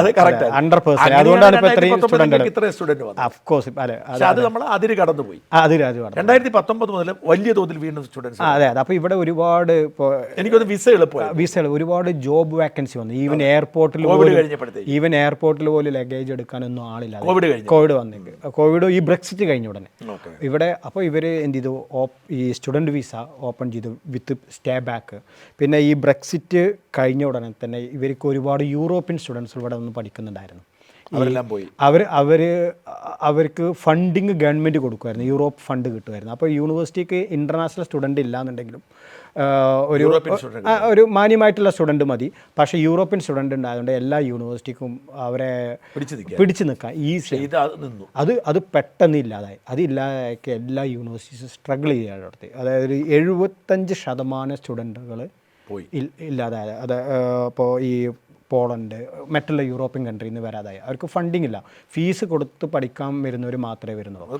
അത് മെയിൻലി അയർലാൻഡ്, ജർമ്മനി, ഫ്രാൻസ്. അതൊരു 10,000 സ്റ്റുഡൻറ്റ് ഗൾഫിൽ നിന്ന് വരും. അതെ, യൂറോപ്യൻ കൺട്രിയിൽ നിന്ന് പിന്നെ അത്രേ വരുന്നുള്ളൂ. 80% സ്റ്റുഡൻറ്റ് പോയി. പിന്നെ ഈ യൂണിവേഴ്സിറ്റികൾക്കൊക്കെ പിടിച്ചു നിൽക്കണം എന്നുണ്ടെങ്കിൽ അവർക്ക് ഇൻ്റർനാഷണൽ മാർക്കറ്റിൽ മാക്സിമം സ്റ്റുഡൻസുകളെ ഇങ്ങോട്ട് കൊണ്ടുവന്നേ പറ്റത്തുള്ളൂ. അപ്പോൾ അതൊരു ജെന്യൂൻ സ്റ്റുഡൻ്റ് ആയിരിക്കണം. അങ്ങനെ അവർ സ്റ്റേ ബാക്ക് എല്ലാം കൊണ്ടുവന്നു. അപ്പോൾ അതിന് ശേഷമാണ് ഈ ഒരു ബ്രെക്സിറ്റ് വന്നതോടുകൂടി ഒരുപാട് ഏറ്റവും കൂടുതൽ ഉപകാരം ഉണ്ടായത് ഇന്ത്യൻ സ്റ്റുഡൻസിലൊക്കെ ഇവിടെ വന്ന് പഠിക്കാനുള്ള. അത് കഴിഞ്ഞ് പെട്ടെന്ന് കോവിഡ് വന്നു. കോവിഡ് വന്നു. അതെ, കോവിഡിൽ വീണ്ടും പ്രതിസന്ധിയായി. വീണ്ടും നിങ്ങൾ കോവിഡ് കാലത്ത് എന്ത് ചെയ്തു? കോവിഡ് കാലത്ത് പലരും അഡ്മിഷൻ എടുത്തിട്ട് ഓൺലൈനുമായി പഠിപ്പിച്ചു. അതെ. അത് ഞങ്ങൾ സർവൈവ് ചെയ്തു. എങ്ങനെ ചോദിച്ചാൽ അത് വലിയൊരു ഹിസ്റ്ററിയാണ്. എനിക്ക് തന്നെ പക്ഷേ ഇവിടുത്തെ ഓഫീസെല്ലാം നമുക്ക് റൺ ചെയ്യാൻ ഇവിടെ ഈ ഫർലോ സ്കീം ഉണ്ടായിരുന്നു, 80% കിട്ടുന്നു. പക്ഷേ നാട്ടിൽ ഞങ്ങൾക്ക് 140 സ്റ്റാഫുകളുണ്ട്, 150 പേര്. അവർക്കൊക്കെ ശമ്പളം കൊടുത്തു? പറഞ്ഞു വിട്ടില്ല? ഇല്ല. അത് ഞാൻ മെയിൻറ്റെയിൻ ചെയ്തു. പക്ഷേ യൂണിവേഴ്സിറ്റി അത് ഈ ഒരു സെക്ടറിൻ്റെ പ്രത്യേകത, നമ്മളവരെ പറഞ്ഞു വിട്ട് കഴിഞ്ഞാൽ പിന്നെ ട്രെയിൻഡ് ആക്കി വരാൻ വർഷങ്ങൾ പിടിക്കും. അപ്പോൾ ഞാനത് എന്ത് ചെയ്തു, അത് മാക്സിമം 2 ഇൻടേക്കോളം പോയി. പക്ഷേ 3ാമത്തെ ഇൻടേക്കിന് യൂണിവേഴ്സിറ്റിയും അവർക്കും സർവൈവ് ചെയ്യണമല്ലോ. അവർ ഓൺലൈനായിട്ട്, പക്ഷേ എല്ലാവരും ഒന്നും ഓൺലൈനൊന്നും ചെയ്തിട്ടില്ല. അതെ, പിന്നെ ഓൺലൈൻ ഞങ്ങൾ അത്ര പ്രൊമോട്ട് ചെയ്തിട്ടുണ്ടായിരുന്നില്ല. ഈ റീഫണ്ടിൻ്റെ പ്രശ്നങ്ങളോ അതേപോലെ തന്നെ പിള്ളേർ ജോയിൻ ചെയ്ത് കഴിഞ്ഞാൽ ഇപ്പോൾ റീഫണ്ട് കിട്ടത്തില്ല. ഇവരുടെ റൂൾ അനുസരിച്ച് എൻറോൾ ചെയ്ത് കഴിഞ്ഞാൽ പിന്നെ റീഫണ്ട് കിട്ടത്തില്ല. റീഫണ്ട് കിട്ടും, ആ ഒരു സെമസ്റ്ററിൻ്റെ ഫീസ് അവർ കട്ട് ചെയ്ത് കളയും. അപ്പോൾ അത് കാരണം ഞങ്ങൾ അത്ര എൻ്റർടൈൻ ചെയ്തിട്ടുണ്ടല്ലോ ഓൺലൈൻ എഡ്യൂക്കേഷൻ. പക്ഷേ പിന്നെ ലക്ലി ഒരു 1-2 ഉണ്ടായി കഴിഞ്ഞപ്പോൾ വീണ്ടും പിള്ളേർ അപ്പോഴാണ് ഈ സ്റ്റേ ബാക്കിൻ്റെ കൂടുതൽ ശക്തമായി. മാത്രമല്ല, കോവിഡ് കഴിഞ്ഞപ്പോൾ ബ്രിട്ടീഷുകാർ മടിയന്മാരായി, ജോലി ചെയ്യാതായി. അവിടെ വീണ്ടും വേക്കൻസി വന്നു. അതായത് വീട്ടിലിരുന്നാലും ജീവിക്കാൻ, ജോലി ചെയ്താലും ജീവിക്കാൻ ഇവർക്ക് പലർക്കും തോന്നി. അതൊരു യഥാർത്ഥ കാരണമാണ്. ഇത് കഴിഞ്ഞപ്പോൾ, കോവിഡ് കഴിഞ്ഞപ്പോൾ അത്ഭുതപ്പെടുത്തിയത് ഒരിടത്തും ആളില്ലായിരുന്നു. എല്ലാവരും വർക്ക് ഫ്രം ഹോം. അപ്പൊ അങ്ങനെ പിന്നെ ഏറ്റവും കൂടുതൽ പിള്ളേർ പിന്നെ വന്നത് കോവിഡിന് ശേഷമുള്ള കാലയളവിലല്ല. അതെ. അതിപ്പോ ഈ കഴിഞ്ഞ വർഷം വരെ. അതെ. 2022 ഏറ്റവും കൂടുതൽ പിള്ളേർ ഇവിടെ വന്നത്. 2022-23 ആ ഒരു ടൈമിൽ 22 ഏറ്റവും കൂടുതൽ. 21-22 ഏറ്റവും കൂടുതൽ പിള്ളേർ ഇവിടെ വന്നത്. 23 വരെ തുടർന്നു. അതെ, എനിക്കൊന്ന് ഇന്ത്യയിൽ നിന്ന് 6 ലക്ഷത്തി മൊത്തം ഇവിടെ വന്ന് 6,50,000, 1.5 ലക്ഷത്തോളം സ്റ്റുഡൻറ്റ്, 1,26,000 സ്റ്റുഡൻറ്റ് ഇന്ത്യയിൽ നിന്നാണ് വന്നിട്ടുള്ളത്. ഏകദേശം എത്ര കുട്ടികളെ നിങ്ങൾ ഈ ഇത്തരം കാലങ്ങളിൽ ഇവിടെ കൊണ്ടുവന്നിട്ടുണ്ടായിരിക്കും? ഞങ്ങൾ ടോട്ടൽ അഡ്മിഷൻ ചെയ്തത്, ഇപ്പോൾ ഉദാഹരണത്തിന് ഇവിടുത്തെ ഇൻ കൺട്രി സ്റ്റുഡൻറ്റ്, പിന്നെ അതേപോലെ ഞങ്ങൾക്ക് ഇന്ത്യ മാത്രമായിരുന്നില്ല അന്ന് മാർക്കറ്റ്. തുടക്കകാലത്ത് നൈജീരിയ, ഫിലിപ്പൈൻസ്, ബംഗ്ലാദേശ്, അതൊക്കെ അവിടെയൊക്കെ ഞങ്ങൾക്ക് നെറ്റ്വർക്ക് ഉണ്ടായിരുന്നു. ഏജന്റ് അതായത് ഇപ്പോൾ ഞങ്ങൾക്ക് എഗ്രിമെൻ്റ് ഉണ്ടെന്നുണ്ടെങ്കിൽ അവർക്ക് ഈ ഏജൻസികൾക്ക് എഗ്രിമെൻ്റ് ഉണ്ടാവില്ല യൂണിവേഴ്സിറ്റിയിൽ. സോ അവർ ഞങ്ങൾ ത്രൂ ആവും സ്റ്റുഡൻസിനെ കൊടുക്കും. ഏതൊക്കെ രാജ്യത്തുണ്ട് അങ്ങനെ? ഇപ്പോൾ ഞങ്ങൾക്ക് ശ്രീലങ്ക, നേപ്പാൾ, ബംഗ്ലാദേശ്, പാകിസ്ഥാൻ, അതേപോലെ തന്നെ പാകിസ്ഥാൻ ബന്ധമുണ്ട്, നൈജീരിയ, പിന്നെ അതേപോലെ തന്നെ Philippines, even middle east, China. നിങ്ങൾ കുട്ടികളെ? അതെ. അപ്പോൾ അതൊക്കെ പലതും തുടരും ഇപ്പോഴും അവിടെ? ഇല്ലല്ല. ഇപ്പോൾ പിന്നെ ഇത് എന്ത് ചോദിച്ചു കഴിഞ്ഞാൽ, ഈ തുടക്കകാലത്തൊക്കെ അതുണ്ടായിരുന്നു, പിന്നെ അത് പതിയെ അതെല്ലാം ഒഴിവാക്കി. കാരണം ഇന്ത്യയാണ് ഏറ്റവും നല്ലൊരു മാർക്കറ്റ്. അപ്പോൾ ഞാൻ വിചാരിച്ചു നമ്മൾ ഇന്ത്യ കംപ്ലീറ്റ് ഫസ്റ്റ് കവർ ചെയ്തതിന് ശേഷം ഈ മറ്റുള്ള കൺട്രിയിലോട്ട് എക്സ്പാൻഡ് ചെയ്യാം.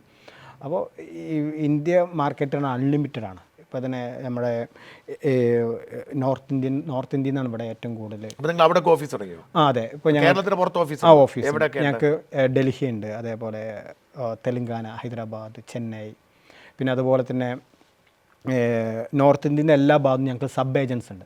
ഇപ്പോൾ അത് പഞ്ചാബ് ഉണ്ട്, ഹരിയാന ഉണ്ട്, ഗുജറാത്ത് ഉണ്ട്. ഇതവരെ ഡീൽ ചെയ്യാൻ അവർ ഭയങ്കര മറ്റേ ഡോക്യുമെൻ്റ് ഒക്കെ ഫോർജ് ചെയ്യാനുള്ള സാധ്യതയില്ല? ഉണ്ട്. പക്ഷേ ഞങ്ങൾക്ക് ഇതിനകത്ത് ഞങ്ങൾ വളരെ എക്സ്പീരിയൻസ്ഡ് ആണ്.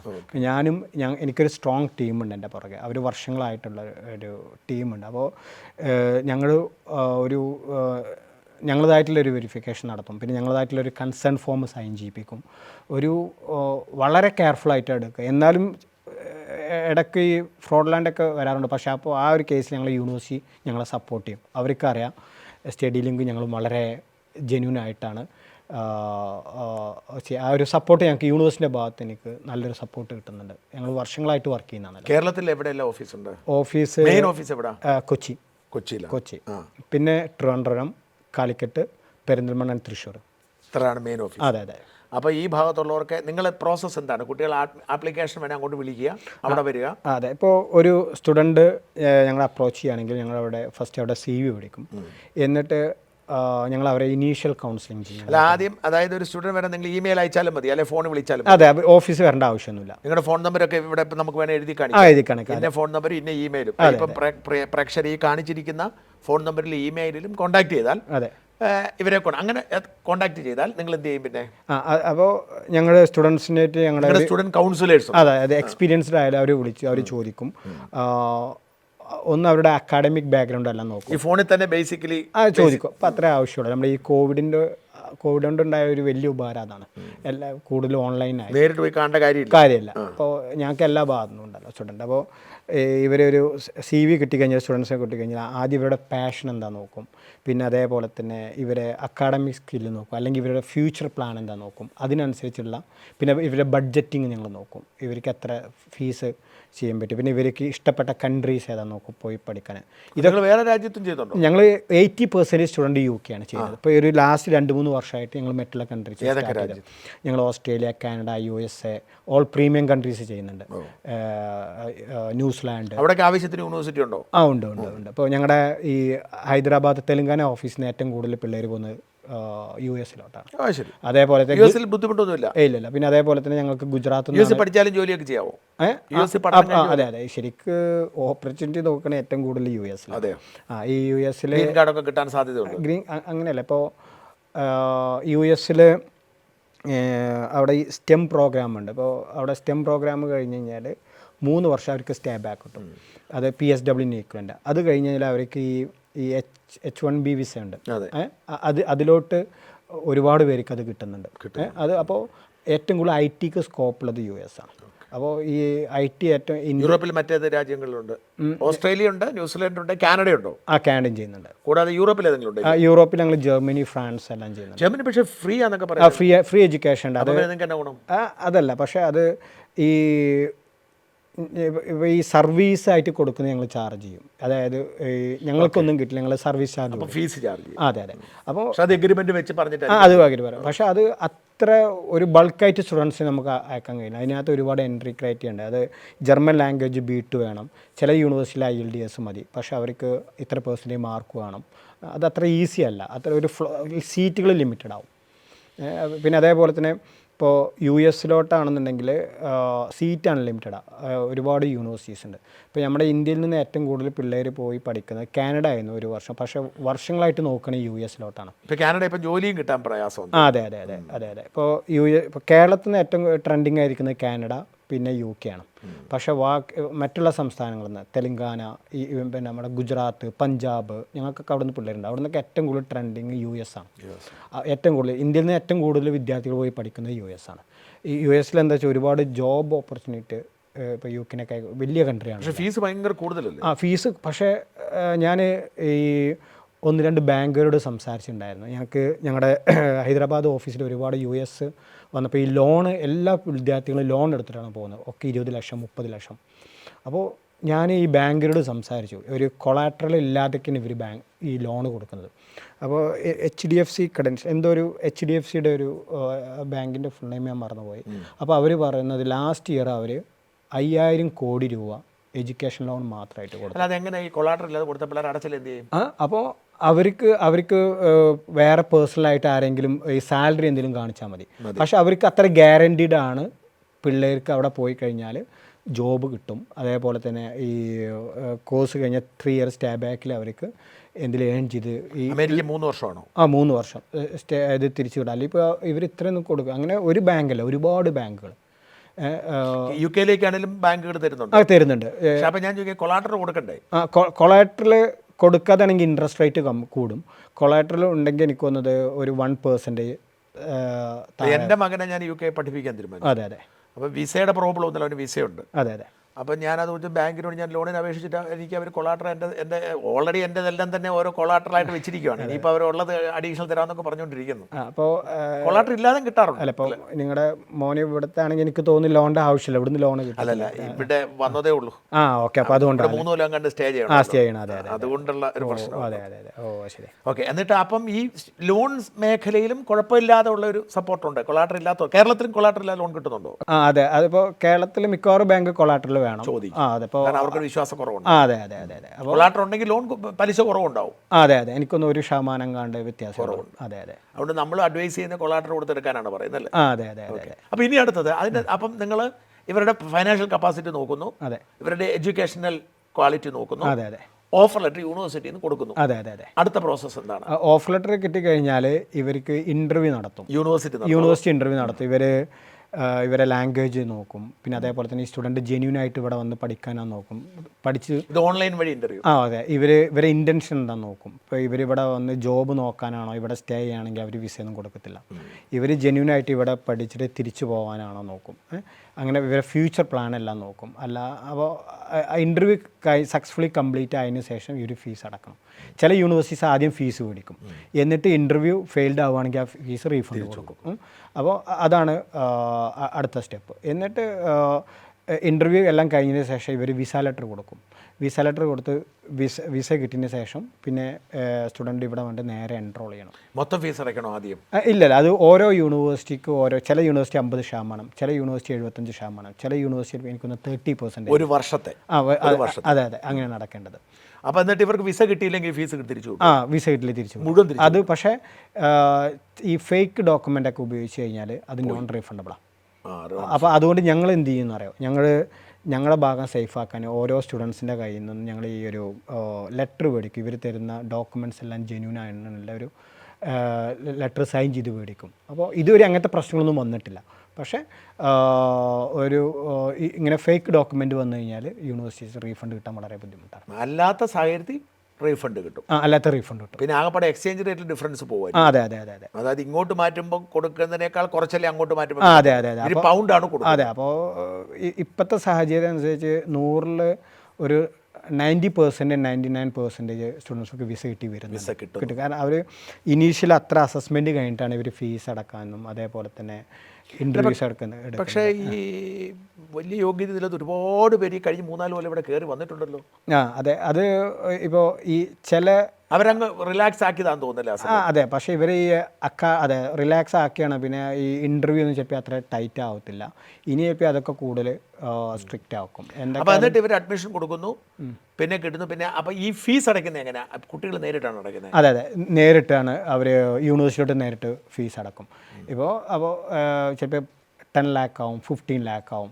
പക്ഷേ ശരിക്ക് വിദ്യാർത്ഥികളെ സംബന്ധിച്ച് നമ്മളെ നാട്ടിലൊക്കെ കമ്പയർ ചെയ്യുമ്പോൾ, ഇപ്പോൾ ഉദാഹരണത്തിന് ഒരു 10 വർഷമൊക്കെ മുമ്പ് ട്രെൻഡ് എന്താണെന്ന് വെച്ചാൽ മറ്റുള്ള സംസ്ഥാനങ്ങളിൽ പോയിട്ടാണ് കേരളത്തിൽ നിന്ന് എല്ലാവരും പോയി പഠിച്ചിരുന്നത് പ്രൈവറ്റ് കോളേജിൽ.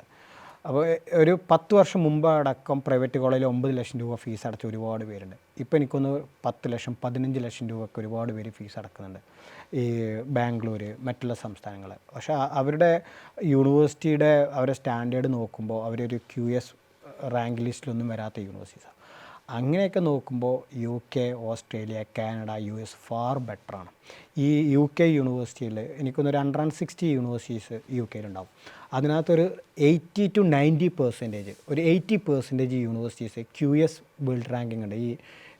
ഈ 1000 ലിസ്റ്റിനകത്ത് വരുന്നുണ്ട് 80% UK യൂണിവേഴ്സിറ്റീസും.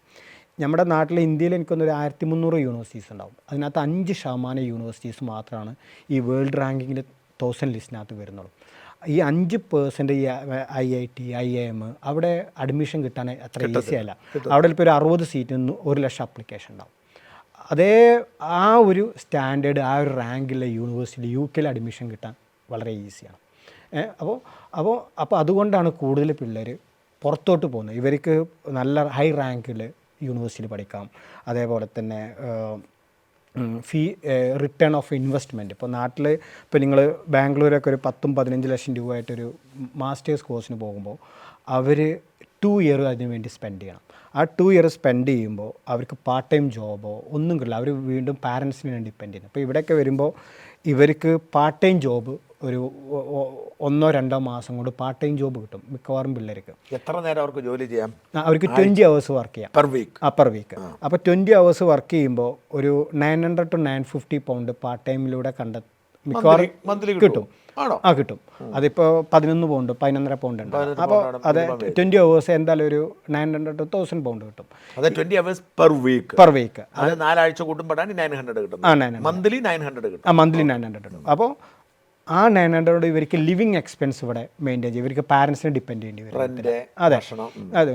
പിന്നെ അതേപോലെ തന്നെ കോഴ്സ് കഴിഞ്ഞ് കഴിഞ്ഞാൽ ഈ മാസ്റ്റേഴ്സ് കോഴ്സ് ഒരുപാട് യൂണിവേഴ്സിറ്റീസ് പ്ലേസ്മെൻറ്റ് കൊടുക്കുന്നുണ്ട്.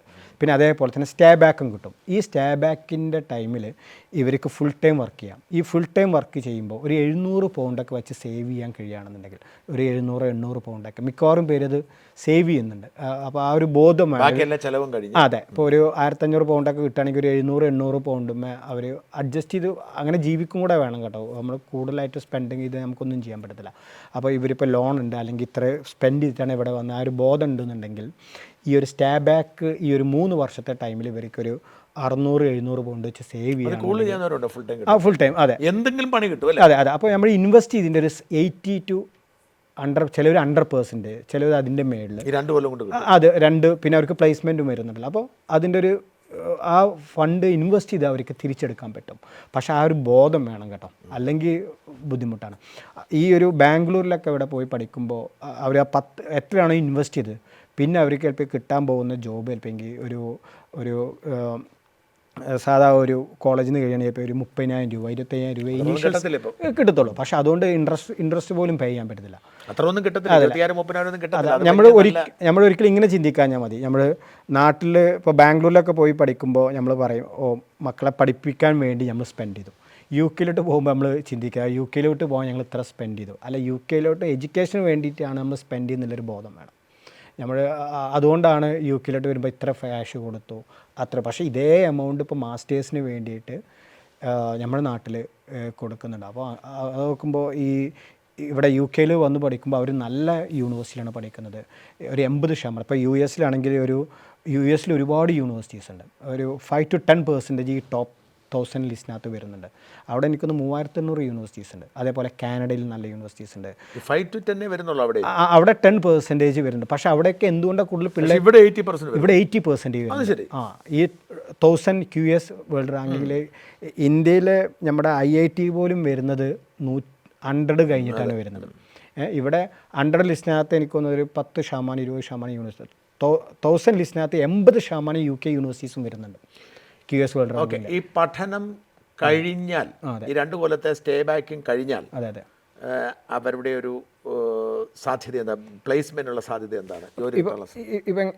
ഇപ്പോൾ ഞങ്ങളുടെ സ്റ്റുഡൻസിനോട് ഒരിക്കലും ഇവിടെ ജോബ് കിട്ടുന്നു അല്ലെങ്കിൽ ഇവിടെ ഒരു അങ്ങനെ പറഞ്ഞിട്ട് ഞങ്ങൾക്ക് സ്റ്റുഡൻസിനെ ഒരിക്കലും കൊണ്ടുവരാൻ പറ്റത്തില്ല. അത് ഞങ്ങളുടെ ജോബിനെതിരാണ്. അപ്പോൾ ഞങ്ങൾ ഇവിടുത്തെ എത്തിക്സ് ഞങ്ങൾ ഇവിടെ പ്യുവർലി പഠിക്കാൻ മാത്രമായിട്ടാണ് കൊണ്ടുവരുന്നത്. അപ്പോൾ ഇപ്പോൾ ഇവിടുത്തെ ഒരുപാട് പേര്, ഇപ്പോൾ ഞാനായിക്കോട്ടെ, ജെയിംസ് ഏട്ടൻ ആയിക്കോട്ടെ, അതേപോലെ തന്നെ ജോയ്സ്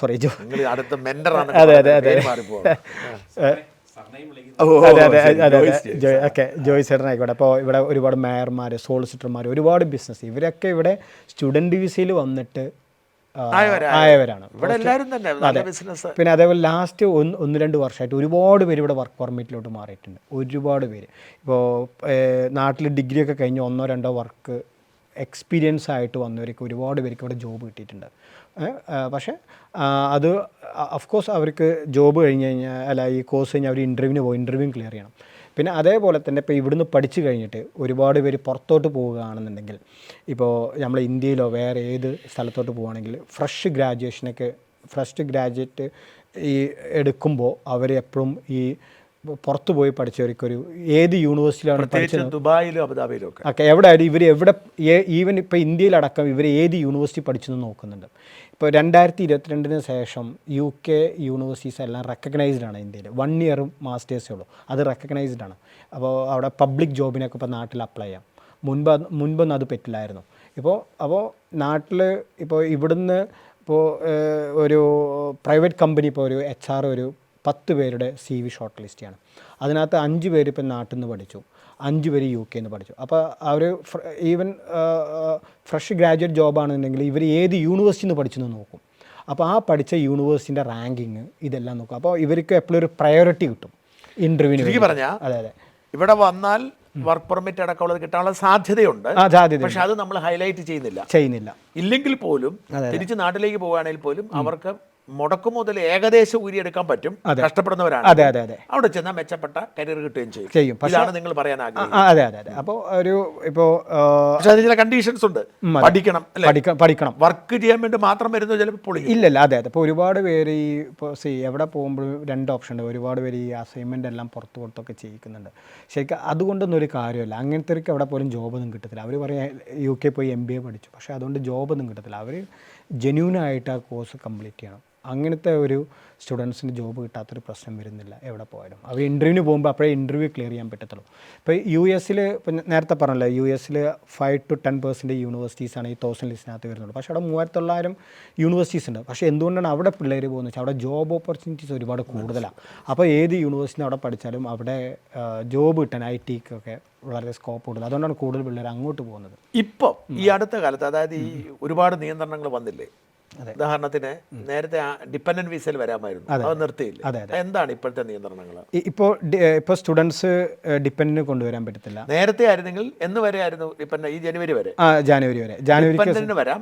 പ്രേക്ഷകർ മനസ്സിലാക്കേണ്ട ഒരു കാര്യം, ഈ കഴിഞ്ഞൊരു 3 ജാനുവരി അല്ല, സെപ്റ്റംബർ വരെ, കഴിഞ്ഞ സെപ്റ്റംബർ ആൻഡ് നവംബർ ഇൻടേക്ക് വരെ. പ്രേക്ഷകർ മനസ്സിലാക്കേണ്ട ഒരു കാര്യം, ഈ കഴിഞ്ഞ 4-5 കൊല്ലം ഇങ്ങോട്ട് തള്ളിക്കയറ്റം ഉണ്ടായതിൻ്റെ പ്രധാനപ്പെട്ട കാരണങ്ങളിലൊന്ന് ഇപ്പം ഋജുലേഷ് പറഞ്ഞ ആ ഒരു വിദ്യാർത്ഥിയുടെ അവസ്ഥ മാത്രമല്ല, ഓരോ വിദ്യാർത്ഥിക്കും അവരുടെ ഡിപ്പെൻഡൻറ്റിനെ, അതായത് ഡിപ്പെൻഡൻ്റ് എന്ന് പറഞ്ഞാൽ ഒരു സ്ത്രീയാണ് വരുന്നതെങ്കിൽ അവരുടെ ഭർത്താവിനെ, പുരുഷനാണെങ്കിൽ ഭാര്യയെ ഒപ്പം കൊണ്ടുവരായിരുന്നു. ഈ ഡിപ്പെൻഡൻറ്റിനെ മുഴുവൻ സമയം വർക്ക് ചെയ്യാമായിരുന്നു. ഇതായിരുന്നു ഈ നാട്ടിലെ നിയമം. അതുകൊണ്ട് എങ്ങനെയെങ്കിലും വിസ എടുത്ത് വന്നവരൊക്കെ തന്നെ രക്ഷപ്പെട്ടായിരുന്നു. അതുകൊണ്ട് ഇച്ചിരി അവസാനമായി കഴിഞ്ഞപ്പോഴത്തേക്കും തൊഴിൽ കിട്ടാതെ ബുദ്ധിമുട്ടായി. മാത്രമല്ല ജീവിത ചെലവ് കൂടി, വാടക കൂടി. ഇപ്പം 1000 പൗണ്ടെങ്കിലും ഇല്ലാതെ ഒരു വീട് കിട്ടാത്ത അവസ്ഥയായി. ലണ്ടനിൽ പുറത്തു പോലും, ലണ്ടനിൽ അത് കൂടുതലാണ് തോന്നുന്നു. പക്ഷെ അതുകൊണ്ട് അവരോട് ചെയ്യുന്നതാണ്. പക്ഷെ ഇപ്പോൾ അത് നിർത്തി അല്ലേ? ഇപ്പോൾ എന്താണ് ഇപ്പോൾ നിയമം അനുസരിച്ച്? ഇപ്പോൾ സ്റ്റേ ബാക്ക് ഇല്ല ഇവർക്ക്.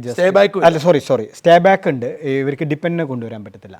അപ്പോൾ ശരിക്ക് ഇവരിപ്പോൾ പ്യുവർലി ജെന്യൂൻ സ്റ്റുഡൻസിനെ, അതായത് ഈ പഠിക്കാൻ പോകുന്ന സ്റ്റുഡൻസിനെ ടാർഗറ്റ് ചെയ്യുന്നത്. അപ്പോൾ അതുകൊണ്ടാണ് ഈ ഡിപ്പെൻഡ് വിസ എല്ലാം പൂർണ്ണമായിട്ട് നിർത്തി. ഞാൻ പഠിക്കാൻ വരുവാണ്, എൻ്റെ ഭാര്യയ്ക്ക് കിട്ടില്ല. വർക്ക് പെർമിറ്റ് കിട്ടിയാൽ പിന്നീട് കിട്ടും. വർക്ക് പെർമിറ്റ് ഈ കെയർ വിസയിലോട്ട് മാറിക്കഴിഞ്ഞാൽ അതിന് ഡിപ്പെൻഡ് കൊണ്ടുവരാൻ പറ്റത്തില്ല. ആണോ? അത് പറ്റത്തില്ല. ശരി, അങ്ങനെയുണ്ട്. അതെ, ഇപ്പോൾ നേഴ്സായിട്ടോ അല്ലെങ്കിൽ വേറെ ഏത് ജോബിലോട്ട് മാറിക്കഴിഞ്ഞാൽ ഡിപ്പെൻഡിനെ കൊണ്ടുവരാം. സ്റ്റുഡൻറ് വിസ കെയറാണ് പറ്റില്ല, പറ്റും. ഓക്കെ, കെയറാണ് ഇപ്പോൾ ഒരുപാട് പേര് മാറുന്നത്. അതെ അതെ. അപ്പോൾ അത് പറ്റത്തില്ല. പിന്നെ അത് PR ഒക്കെ കിട്ടിക്കഴിയുമ്പോൾ പറ്റും. അതെ, പിന്നെ ഒരുപാട് നമ്മുടെ മലയാളി സ്റ്റുഡൻസ് ഒക്കെ ഒരുപാട് പേര് എന്ത് ചെയ്യുന്നു, ഇവിടെ പഠിക്കാൻ വന്നു, കോഴ്സ് സക്സസ്ഫുള്ളി കംപ്ലീറ്റ് ചെയ്യാതെ തന്നെ വർക്ക് പെർമിറ്റിലോട്ട് മാറി. അതിനകത്തൊരു ഡ്രോബാക്ക് എന്താണെന്ന് വെച്ച് കഴിഞ്ഞാൽ, ഒരുപാട് പേര് ഫീസ് ഒന്നും അടച്ചില്ല യൂണിവേഴ്സിറ്റിയിൽ. പക്ഷേ അത് ഇപ്പോഴൊന്നും പ്രശ്നം ഉണ്ടാകത്തില്ല. ഇവർ നാളെ PR-നൊക്കെ അപ്ലൈ ചെയ്യുമ്പോൾ ഇതിൽ സിവിൽ കേസ് ആവും. അപ്പോൾ ഇവരെ PR-നൊക്കെ അത് ബാധിക്കും. ഇവർ ഈ ഡെപ്റ്റ് കളക്ഷനൊക്കെ ഈ യൂണിവേഴ്സിറ്റീസ് അടക്കും. അപ്പോൾ ഞാൻ എപ്പോഴും യൂണിവേഴ്സിറ്റി സ്റ്റുഡൻസോട് അഡ്വൈസ് ചെയ്തത്, നിങ്ങൾ അവരുടെ ഇഷ്ടം മാറാതിരിക്കലും, പക്ഷേ ഞാൻ മാറിയതെന്ന് പറഞ്ഞു കോഴ്സ് സക്സസ്ഫുള്ളി കംപ്ലീറ്റ് ചെയ്യാൻ പറഞ്ഞിട്ടുണ്ടായിരുന്നു. അല്ലാന്നുണ്ടെങ്കിൽ ഇവരത് നാളെ ബാധിക്കും. ഈവൻ ഞങ്ങളടക്കം അത് ബാധിക്കും. സ്റ്റുഡൻറ്റ് സക്സസ്ഫുള്ളി കംപ്ലീറ്റ് ഇല്ലാന്നെങ്കിൽ അവർ പറയും നിങ്ങളുടെ സ്റ്റുഡൻറ്റ് ജെന്യൂൻ ആയിരുന്നില്ല, അവർ ഇൻറ്റേൺഷിപ്പ് ഇവിടെ വന്നിട്ട് സെറ്റിൽ ആവരായിരുന്നു. അപ്പോൾ അങ്ങനെ പ്രശ്നം ഇപ്പോൾ ഉണ്ടായി തോന്നി. അതെ അതെ അതെ. അപ്പോൾ അത് കാരണമാണ് ഇവർ ഡിപ്പെൻഡൻ്റ് ഇങ്ങനത്തെ ഒരുപാട് റെസ്ട്രിക്ഷൻസ് എല്ലാം കൊണ്ടുവന്നത്. അത് എല്ലാ ഭാഗത്തുനിന്നുണ്ട്. ഇപ്പോൾ നമ്മുടെ ഇപ്പോൾ ഇന്ത്യയിൽ നിന്ന് ഇപ്പോൾ ഏറ്റവും കൂടുതൽ വിദ്യാർത്ഥികൾ വരുന്നത് ഈ ആന്ധ്രാപ്രദേശ്, പിന്നെ അതേപോലെ മഹാരാഷ്ട്ര, ഗുജറാത്ത്, പിന്നെ അതേപോലെ പഞ്ചാബ്, കർണാടക. കേരളത്തെക്കാൾ കൂടുതൽ അവിടെ നിന്നാണ് വരുന്നത്. കർണാടക, തമിഴ്നാട്, അതിന് ശേഷമൊക്കെയാണ് കേരളത്തിൽ നിന്ന് പിള്ളേർ വരുന്നത്. ഇവിടെ നിങ്ങൾക്ക് അവിടെ നിന്ന് പിള്ളേർ വരുന്നുണ്ട്. ഞങ്ങൾക്ക് ഫസ്റ്റ് കേരളമാണ് ഒരു 30 to 40%. നിങ്ങൾ അവരോടൊക്കെ പറയാനുള്ള ഉദ്ദേശം, നിങ്ങൾ ഇവിടെ വരുന്നവർ ഫുൾ ഫീസ് അടയ്ക്കണം. അതെ അതെ അതെ. അല്ലാതെ വർക്ക് പെർമിറ്റ് കിട്ടുന്ന അടയ്ക്കാതെ പോകുന്ന കാര്യമില്ല. പണ്ട് ഈ UAE, ദുബായിൽ, അബുദാബിയിലൊക്കെ ജോലി ചെയ്ത മലയാളികൾ അവിടുന്ന് ഓസ്ട്രേലിയയിലേക്കും ഇന്ത്യയിലേക്കോ പോകുമ്പോൾ ക്രെഡിറ്റ് കാർഡിന് ഇഷ്ടം പോലെ ഷോപ്പ് ചെയ്യും, പൈസ അടയ്ക്കത്തില്ല. പക്ഷേ ഇപ്പം നാട്ടിലേക്ക് മറ്റേ അവരന്വേഷിച്ച് വരുന്നുണ്ട്, നാട്ടിലൊരു ഏജൻസി ഇവിടെ അത് തന്നെയാണ്. ഇവിടെ സ്റ്റുഡൻസ് വരികയാണെങ്കിൽ ഇനിയിപ്പോൾ അവർ മാറിയാലും കോഴ്സ് സക്സസ്ഫുള്ളി കംപ്ലീറ്റ് ചെയ്യണം. ചിലപ്പോൾ ഫ്യൂച്ചറിൽ ചിലപ്പോൾ ഈ എടുത്ത ഇവിടെ ടയർ 2 ലൈസൻസ് ഒക്കെ പോവുകയാണെന്നുണ്ടെങ്കിൽ ഇവർ വീണ്ടും അങ്ങോട്ടൊക്കെ സ്വിച്ച് ചെയ്യുകയാണെന്നുണ്ടെങ്കിൽ ഒരു പ്രീവിയസ് കോഴ്സ് ചിലപ്പോൾ സക്സസ്ഫുള്ളി കംപ്ലീറ്റ് ആയ പ്രോഗ്രഷൻ എല്ലാം കാണിക്കേണ്ടി വരും. ഈ സ്റ്റുഡൻറ് വിസയിൽ ഇപ്പോൾ ഉണ്ടായിരിക്കുന്ന റെസ്ട്രിക്ഷൻ, സെപ്റ്റംബർ മുതൽ ഉണ്ടായിരിക്കുന്ന ഡിപ്പെൻഡന്റ്മാർക്ക്, മറ്റവർക്ക് പോസ്റ്റ് സ്റ്റഡി വിസ ഇപ്പോഴും തുടരുന്നുണ്ടോ? അപ്പോഴും തുടങ്ങും. പോസ്റ്റ് വർക്ക് അതെ അതെ അതെ, അതിന് മാറ്റമില്ല. മാറ്റമില്ല. അതായത് ഇവിടെ പഠിച്ചാൽ നിങ്ങൾക്ക് ജോലി കിട്ടും 2 കൊല്ലം. കിട്ടും കിട്ടും. അതിന് മാറ്റമില്ല. ഇല്ല ഇല്ല, അതിന് മാറ്റമൊന്നുമില്ല. സത്യമാണല്ലോ അല്ലേ? അതെ അതെ, അതിന് മാറ്റം. അല്ല, ഞാൻ അങ്ങനെ എന്തോ ഒരു കാര്യം എനിക്കൊന്ന് ഡിഗ്രിയോ പി ജിയോ വേണമെന്ന് തോന്നുന്നല്ലേ, താഴേക്ക് പറ്റത്തില്ലെന്ന്. ഇല്ല ഇപ്പോൾ യു ജിക്കായാലും പി ജിക്കായാലും സക്സസ്ഫുള്ളി കംപ്ലീറ്റ് ചെയ്ത് കഴിഞ്ഞാൽ 2 year സ്റ്റേ ബാക്ക് കിട്ടും. അത് പഴയ അതേ സിസ്റ്റം ഡിപ്പെൻഡ് കൊണ്ടുവരാൻ പറ്റത്തില്ല. അപ്പോൾ നിങ്ങൾക്ക് പറയാനുള്ളത് അതെ, ഒറിജിനലി പഠിക്കാൻ വരുന്നവർക്ക് നല്ലതാണ്. അതെ അതെ അതെ, പഠനത്തിന്റെ പേരിൽ ജോലി തേടി വരുന്നവർക്ക് പണി കിട്ടും. അതെ അതെ അതെ അതെ അതെ, അതാണ് അതെ അതെ.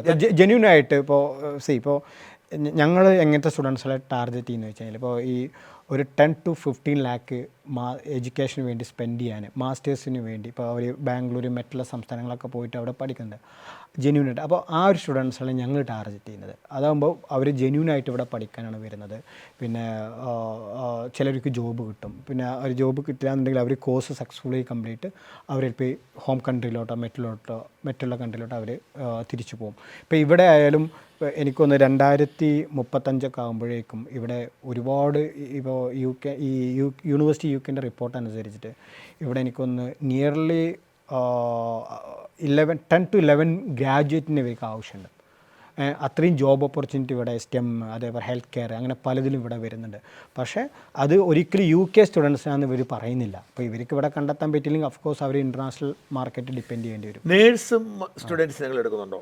നേഴ്സിംഗ് സ്റ്റുഡൻസ് എടുക്കുന്നുണ്ട്. അപ്പോൾ സ്കോളർഷിപ്പ് ഉണ്ടോ? ഇല്ല. അതെ അതെ. ഇപ്പോൾ അതിൻ്റെ ഒരു എനിക്ക് ഇപ്പോൾ ലാസ്റ്റ് 4-5 വർഷമായിട്ട് ഒരുപാട് പേര് ഇവിടെ നേഴ്സിംഗ് പഠിക്കാൻ വരുന്നുണ്ട്. അതിനകത്ത് ഈ നേഴ്സിംഗ് പ്രോഗ്രാം കൊണ്ടുവരാൻ വേണ്ടിയിട്ട് ഞങ്ങളൊരു പ്രപ്പോസലൊക്കെ കൊടുത്തിട്ടുണ്ടായിരുന്നു. ഈ 2014-2015 ഇവിടെ പിള്ളേർ വളരെ കമ്മിയായിരുന്നു ഇവിടെ വരുന്നത്. അപ്പോൾ ബെഡ്ഫോർഡ്ഷയർ യൂണിവേഴ്സിറ്റി, അവിടെ നിക്കോള ആൻഡ് ജാവേദ് എന്നൊക്കെ പറയും. അപ്പോൾ അവർ പറഞ്ഞു, റിലേഷൻ കൂടുതൽ സ്റ്റുഡൻസുകളെ അട്രാക്റ്റ് ചെയ്യാൻ ഏത് പ്രോഗ്രാമാണ് ഇവിടെ കൊണ്ടുവരുന്നത്. അപ്പോൾ ഞാൻ ഇവർക്കൊരു യൂണിവേഴ്സിറ്റിക്ക് ഒരു പ്രപ്പോസൽ കൊടുത്തു. ഇവിടെ ബ്രിട്ടീഷ് സ്റ്റുഡൻസുകൾക്കുള്ള ഈ ഒരു നേഴ്സിംഗ് പ്രോഗ്രാം എന്തുകൊണ്ട് നിങ്ങൾക്ക് ഇൻ്റർനാഷണൽ സ്റ്റുഡൻസിന് കൊടുത്തോളൂ, അത്രയും വേക്കൻസി ഇവിടെ ഉണ്ടല്ലോ. അപ്പോൾ അവർ പറഞ്ഞു, യൂണിവേഴ്സിറ്റി പറഞ്ഞത് ഞങ്ങളുടെ ഡിസിഷൻ എന്നല്ല, അത് NMC എല്ലാം അത് അപ്രൂവ് ചെയ്യണം. അങ്ങനെ ഇവർ പ്രപ്പോസൽ തരാൻ പറഞ്ഞു. 2010-11 ചില യൂണിവേഴ്സിറ്റീസ് ചെയ്തിട്ടുണ്ടായിരുന്നു, പിന്നെ അത് സ്റ്റോപ്പ് ചെയ്തു. ലീഗലായിട്ടായിരുന്നു, അത് സ്റ്റോപ്പ് ചെയ്തു. അങ്ങനെ ഞങ്ങൾ 2014 ഞാൻ ചുമ്മാ എന്ത് ചെയ്തു, പ്രപ്പോസലൊക്കെ ഉണ്ടാക്കി കൊടുത്തു. ഒരു വർഷം 1.5 വർഷം കഴിഞ്ഞപ്പോൾ അവർ പറഞ്ഞു ആ ഒരു കോഴ്സ് NMC എല്ലാം അപ്രൂവ് ചെയ്തു. ഇനി ഇവിടെ ബ്രിട്ടീഷ് സ്റ്റുഡൻസ് പഠിക്കുന്ന ആ same course BSc nursing international സ്റ്റുഡൻസിനും പഠിക്കാം. അപ്പോൾ ആ ഇനീഷ്യൽ ടൈമിലൊക്കെ പിന്നെ ഞാനത് എന്ത് ചെയ്തു, ആ ഒരു പ്രപ്പോസൽ തന്നെ വേറെ ഒരുപാട് യൂണിവേഴ്സിറ്റികൾക്ക് കൊടുത്തു. അവരല്ലാതെ അവർ കൊണ്ടുവന്നു. ഇപ്പോൾ നമ്മുടെ നാട്ടിൽ നിന്ന് എത്ര മലയാളി പിള്ളേരാണെന്നറിയാം. അതായത് ഇപ്പോൾ ആർക്കും നാട്ടിൽ +2 കഴിഞ്ഞ് ഇവിടെ നേഴ്സിംഗ് പഠിക്കാം. എത്ര വർഷം അവിടുത്തെ നേഴ്സിംഗ്? ഇത് 3 year ആണ്. 3 year. അതെ അതെ. BSc nursing. BSc nursing. എത്ര രൂപ ഫീസ് ആകും? അവർ ഇപ്പോൾ ചില യൂണിവേഴ്സിറ്റി 13,000 പൗണ്ട്, ചില യൂണിവേഴ്സിറ്റി 15,000 പൗണ്ട് ചാർജ് ചെയ്യുന്നുണ്ട്. പക്ഷേ അവർക്ക് IELTS ഈ OSCE അതേപോലെ ഈ ഒന്നും എഴുതേണ്ട ആവശ്യമില്ല. അവർക്ക് സ്ട്രൈറ്റ് അവേ കോഴ്സ് കഴിഞ്ഞാൽ ഡയറക്റ്റ് പിൻ നമ്പർ കിട്ടും. അതെ. അപ്പോൾ നാട്ടിലാണെങ്കിലും എനിക്കൊന്ന് പകുതിയോളം ഫീസ് ആവും. നാട്ടിൽ എനിക്കൊന്നൊരു 15 ലക്ഷത്തോളം ഒരു അത്യാവശ്യം 3 കൊല്ലം 4 കൊല്ലം അവിടെ 4 കൊല്ലം. അത് മാത്രമല്ല, പിന്നെ അവർക്ക് IELTS വേണം, പിന്നെ OSCE. അതായത് 4 കൊല്ലം വേണം നാട്ടിൽ BSc നഴ്സിംഗ്. അതെ അതെ അതെ. ഇവിടെ 3 വർഷം മതി. 3 കൊല്ലം മതി. 1 കൊല്ലം സേവ് ചെയ്യാം. അതെ അതെ. പിന്നെ IELTS അങ്ങനത്തെ ഒരു ആവശ്യം വേണ്ട, നേരെ ഇവിടെ NMC വർക്ക് ചെയ്യാം. അതുകൊണ്ട് നിങ്ങൾ അഡ്വൈസ് ചെയ്യുന്നത് നേഴ്സിംഗ് സ്റ്റുഡൻസ് പഠിക്കുന്നതിന് ഇവിടെ നല്ലതാണെന്നുള്ളതാണ്. അതെ. സ്റ്റുഡന്റ് ലോൺ അവിടെ കിട്ടും. ഇവിടെ എടുത്തു പറയാനുള്ള ഒരു വേക്കൻസീസ് പറഞ്ഞ നേഴ്സിംഗ് ആണ്, അൺലിമിറ്റഡ് വേക്കൻസി. ഇപ്പോൾ മാത്രമല്ല, ഏജന്റുമാർക്ക് ലക്ഷങ്ങൾ കൊടുക്കണമല്ലോ പലപ്പോഴും. അതെ അതെ. പിന്നെ അത് മാത്രമല്ല, ഇപ്പോൾ ഈ വെയിൽസ് ഗവൺമെൻറ് അവിടെ നേഴ്സിംഗ് ഷോർട്ടേജ് കൊണ്ട് 100% സ്കോളർഷിപ്പ് കൊടുത്തിട്ടുണ്ട്. എല്ലാവർക്കും കിട്ടത്തില്ല, കുറച്ച് പേർക്ക്. അതെ, കുറച്ച് പേർക്ക്. പക്ഷേ നിങ്ങൾ ആ സ്കോളർഷിപ്പ് മേടിച്ച് കൊടുക്കാറുണ്ടോ? ഉണ്ട്. ഞങ്ങൾക്ക് ഒരുപാട് പിള്ളേർക്ക് കിട്ടിയിട്ടുണ്ടായിരുന്നു. അപ്പോൾ പക്ഷേ ഇപ്പോൾ അതിൻ്റെ സീറ്റെല്ലാം ഫുള്ളായി. അവർ 3 വർഷത്തിന് 2 വർഷത്തിനേ ഉണ്ടായിരുന്നുള്ളൂ. ഇപ്പോൾ അത് സീറ്റെല്ലാം ശരിക്ക് ഫസ്റ്റ് ഞങ്ങളാണ് യൂണിവേഴ്സിറ്റി അറിയിച്ചത്. എന്നിട്ട് ഞങ്ങളാണത് മാർക്കറ്റ് ചെയ്തത്. ബ്രിട്ടീഷ് മലയിലൊക്കെ അഡ്വർടൈസ്മെൻറ്റ് കൊടുത്തത് ഞങ്ങളായിരുന്നു. പക്ഷേ ഇപ്പോൾ അത് സീറ്റ് ഫുള്ളായി. ഇപ്പോൾ ആ സിമിലർ കോഴ്സുകൾ ഒരുപാട് യൂണിവേഴ്സിറ്റികളിൽ ഇവിടെ കൊണ്ടുവന്നിട്ടുണ്ട്. പക്ഷേ അതിന് തന്നെ ഒരുപാട് പിള്ളേർ ഇപ്പോൾ നാട്ടിൽ നിന്ന് വരുന്നു. സാധാരണ ഒരു കോഴ്സിന്, അതെ, ഇത് അണ്ടർ ഗ്രാജുവേറ്റ് കോഴ്സിന് എത്ര പിള്ളേർ, നേഴ്സിംഗ് ഒഴിച്ചാൽ പിള്ളേർ കുറവല്ലേ ഇവിടെ വരുന്നത്? അതെ അതെ. നിങ്ങളുടെ അഡ്മിഷൻ എത്ര % അണ്ടർ ഗ്രാജുവേറ്റ് ഉണ്ടാവും? ഒരു 10-15% യു ജിക്ക് വരുന്നുള്ളൂ. എൻ്റെ ഒരു ചോദ്യം, ഈ 17 വയസ്സ് കഴിഞ്ഞ പിള്ളേരെ ഇവിടെ വന്ന് ഈ ജോലിയൊക്കെ ചെയ്യുമോ, പിടിച്ചു നിൽക്കാൻ പറ്റുമോ, നിങ്ങളത് അഡ്വൈസ് ചെയ്യുന്നു? എൻ്റെ ഒരു പേഴ്സണൽ അഭിപ്രായത്തിൽ ഞാൻ എപ്പോഴും സജസ്റ്റ് ചെയ്യുക മാസ്റ്റേഴ്സിന് വരാം. അപ്പോൾ ഈ നേഴ്സിംഗ് പിള്ളേർക്ക് പറഞ്ഞാൽ നമ്മളിപ്പോൾ യു ജിക്ക് വരുന്ന സ്റ്റുഡൻ്റ് ആണെന്നുണ്ടെങ്കിൽ നമ്മൾ പാരൻസ് ഇവർ കോഴ്സ് കഴിയുന്നവർ നമ്മളവരെ പുറകത്ത് തന്നെ വേണം. നമ്മൾ ഡെയിലി ഇവരായിട്ട് വിളിക്കണം, ഇവരെ കൂട്ടുകെട്ട്, ഇവരെ അസൈൻമെൻറ്റ്സ്, നമ്മൾ നാട്ടിൽ സ്കൂളിൽ പോകുന്ന ആ ഒരു സിസ്റ്റം നമ്മൾ ഡെയിലി ഇവരെ ഫോളോ അപ്പ് ചെയ്യണം ആ ഒരു ടൈമിൽ. കാരണം ഇവരെ ആ ഒരു ഏജ് അല്ലേ 17 ഇവർ ഇൻ കേസ് ഫെയിൽഡ് ആവുകയാണെന്നുണ്ടെങ്കിൽ ഇവർ പിന്നെ നാട്ടിലോട്ട് തിരിച്ചു പോകേണ്ടി വരും. ആ ഇൻവെസ്റ്റ് ചെയ്ത ഫണ്ടെല്ലാം പോകും. പക്ഷേ ഈ നേഴ്സിംഗ് പിള്ളേരെന്നൊക്കെ നേഴ്സിങ്ങിനൊക്കെ വരുന്നവർ ഒരു 99% സ്റ്റുഡൻസുകളും കോഴ്സ് സക്സസ്ഫുള്ളി കംപ്ലീറ്റ് ചെയ്യുന്നുണ്ട്. പിന്നെ ഈ നേഴ്സിങ്ങിന് വരുന്ന ഏതൊരു സ്റ്റുഡൻസിൻ്റെ റിലേറ്റീവ്സും ഇവിടെ ഉണ്ട്. അപ്പോൾ 10 പേര് വന്ന് 5 പേരും ഇവിടെ റിലേറ്റീവ്സൊക്കെ ഉണ്ടാവും. അപ്പോൾ അവരും ഒരുപാട് ഫോളോ അപ്പ് ചെയ്യും. പിന്നെ അവർക്ക് ആ കോഴ്സ് സക്സസ്ഫുള്ളി കംപ്ലീറ്റ് ചെയ്യണം. ഈ ബിസിനസ് കോഴ്സുകൾക്കൊക്കെ വരുന്നവർ ഒരുപാട് പേര് കംപ്ലീറ്റ് ചെയ്യുന്നുണ്ടോ. ഞാൻ അപ്പോൾ നമ്മൾ കേരളത്തിൽ നിന്നല്ലാതെ ഇപ്പോൾ ഉദാഹരണത്തിന് മറ്റുള്ള സംസ്ഥാനങ്ങളിൽ നിന്ന് ഒരുപാട് പേര് ഇവിടെ യു ജിക്ക് വരുന്നുണ്ട്. പ്രിയപ്പെട്ട പ്രേക്ഷകരോട് ഞാൻ ഈ ഭാഗത്തൊരു ഇടപെടൽ നടത്തി ഒരു ക്ലാരിറ്റി കൊടുക്കുക. ഞാൻ ഈ മേഖലയിൽ കൃത്യമായ ഇടപെടൽ നടത്തി. അദ്ദേഹം പറഞ്ഞ പോലെ അണ്ടർ ഗ്രാജുവേറ്റ് കോഴ്സിന് പോകുന്നുണ്ടെങ്കിൽ വളരെ കരുതലോടെ എടുക്കണം. ഞാനിത് പറയാൻ കാരണം 2-3 ദിവസമായി ഞാനൊരു കേസ് കൈകാര്യം ചെയ്തുകൊണ്ടിരിക്കുകയാണ്. നമ്മുടെ പത്തനംതിട്ട ജില്ലയിലുള്ള ഒരാൾ എന്നെ കോൺടാക്ട് ചെയ്യുന്നു. സാർ ഇപ്പം യു കെയിലാണെന്ന് ഞാൻ അറിഞ്ഞു, എൻ്റെ മകനെ കാണാനില്ല, ഒന്ന് കണ്ടുപിടിച്ച് തരാമോ? യൂണിവേഴ്സിറ്റി ഓഫ് ഈസ്റ്റ് ലണ്ടനിൽ അണ്ടർ ഗ്രാജുവേഷൻ പഠിക്കാൻ വന്നതാണ്. അപ്പം ഞാനതിൻ്റെ പിന്നാലെ പോയി, നമുക്ക് ഇലക്ഷൻ്റെ തിരക്കാണെങ്കിൽ നമുക്ക് ഞാനതിൻ്റെ പിന്നാലെ പോയി ഞാൻ കുറേ അന്വേഷണങ്ങൾ നടത്തിയപ്പോൾ എനിക്ക് മനസ്സിലായ ഒരു കാര്യം, ഞാൻ വിശദാംശങ്ങളിലേക്ക് പോകുന്നില്ല. മനസ്സിലായ കാര്യം എന്ന് വെച്ചാൽ ഇവർ വലിയ ലോൺ എടുത്താണ് വിടുന്നത്. പി ജിക്ക് വരുമ്പോൾ പ്രേക്ഷകർ ശ്രദ്ധിക്കണം, പി ജിക്ക് വരുമ്പോൾ 1 കൊല്ലത്തെ ഫീസേ ഉള്ളൂ. അണ്ടർ ഗ്രാജുവേഷന് 3 കൊല്ലത്തെ ഫീസാണ്. 15 ലക്ഷം രൂപയാണെങ്കിൽ 45 ലക്ഷം രൂപ അടയ്ക്കും. ഇപ്പം എൻ്റെ മകനെ എനിക്ക് അടയ്ക്കേണ്ടി വരുന്നത് അവന് 16,500 പൗണ്ടാണ് ഫീസ്, ഒരു വർഷത്തെ ഫീസ്. ഞാൻ അവൻ അടയ്ക്കേണ്ടി വരുന്ന 50 ലക്ഷം രൂപയാണ്. ഇപ്പം നാട്ടിൽ ഞാൻ ഫെഡറൽ ബാങ്കുമായിട്ട് സംസാരിച്ച് ശരിയാക്കിയിട്ടുണ്ട്. അപ്പം 3 വർഷത്തേക്ക് അതേസമയം പി ജിക്ക് വരുന്നെങ്കിൽ 1 കൊല്ലം അടച്ചാൽ മതി. അപ്പോൾ ഈ ഒരു വ്യത്യാസം കൊണ്ട് വീട്ടുകാർ പലരും ഈ അണ്ടർ ഗ്രാജുവേഷൻ ഇത്രയും പൈസ കൊടുക്കും. പക്ഷേ കുഞ്ഞുങ്ങൾക്ക് 17-18 വയസ്സേ ഉള്ളൂ. അവർ ജീവിതം ആസ്വദിക്കും. കാരണം ഭയങ്കര ഫ്രീഡമാണ്. അവർക്ക് സ്വാതന്ത്ര്യത്തോടെ നടക്കാം, ഭക്ഷണം കഴിക്കാം, പബ്ബിൽ പോകാം, ഗേൾ ഫ്രണ്ടിനെ കൊണ്ടുപോകാം. അപ്പോൾ ഇതുകൊണ്ട് പലപ്പോഴും ഇത് ഫോക്കസ് പോകുമ്പോൾ ഇവർ ഡിപ്രസ്ഡാണ്. ഞാൻ ഈ പയ്യനെ അന്വേഷിച്ചപ്പോൾ വീട്ടുകാരുടെ പ്രഷർ ലോൺ എടുത്ത് കൊടുത്തതാണ്.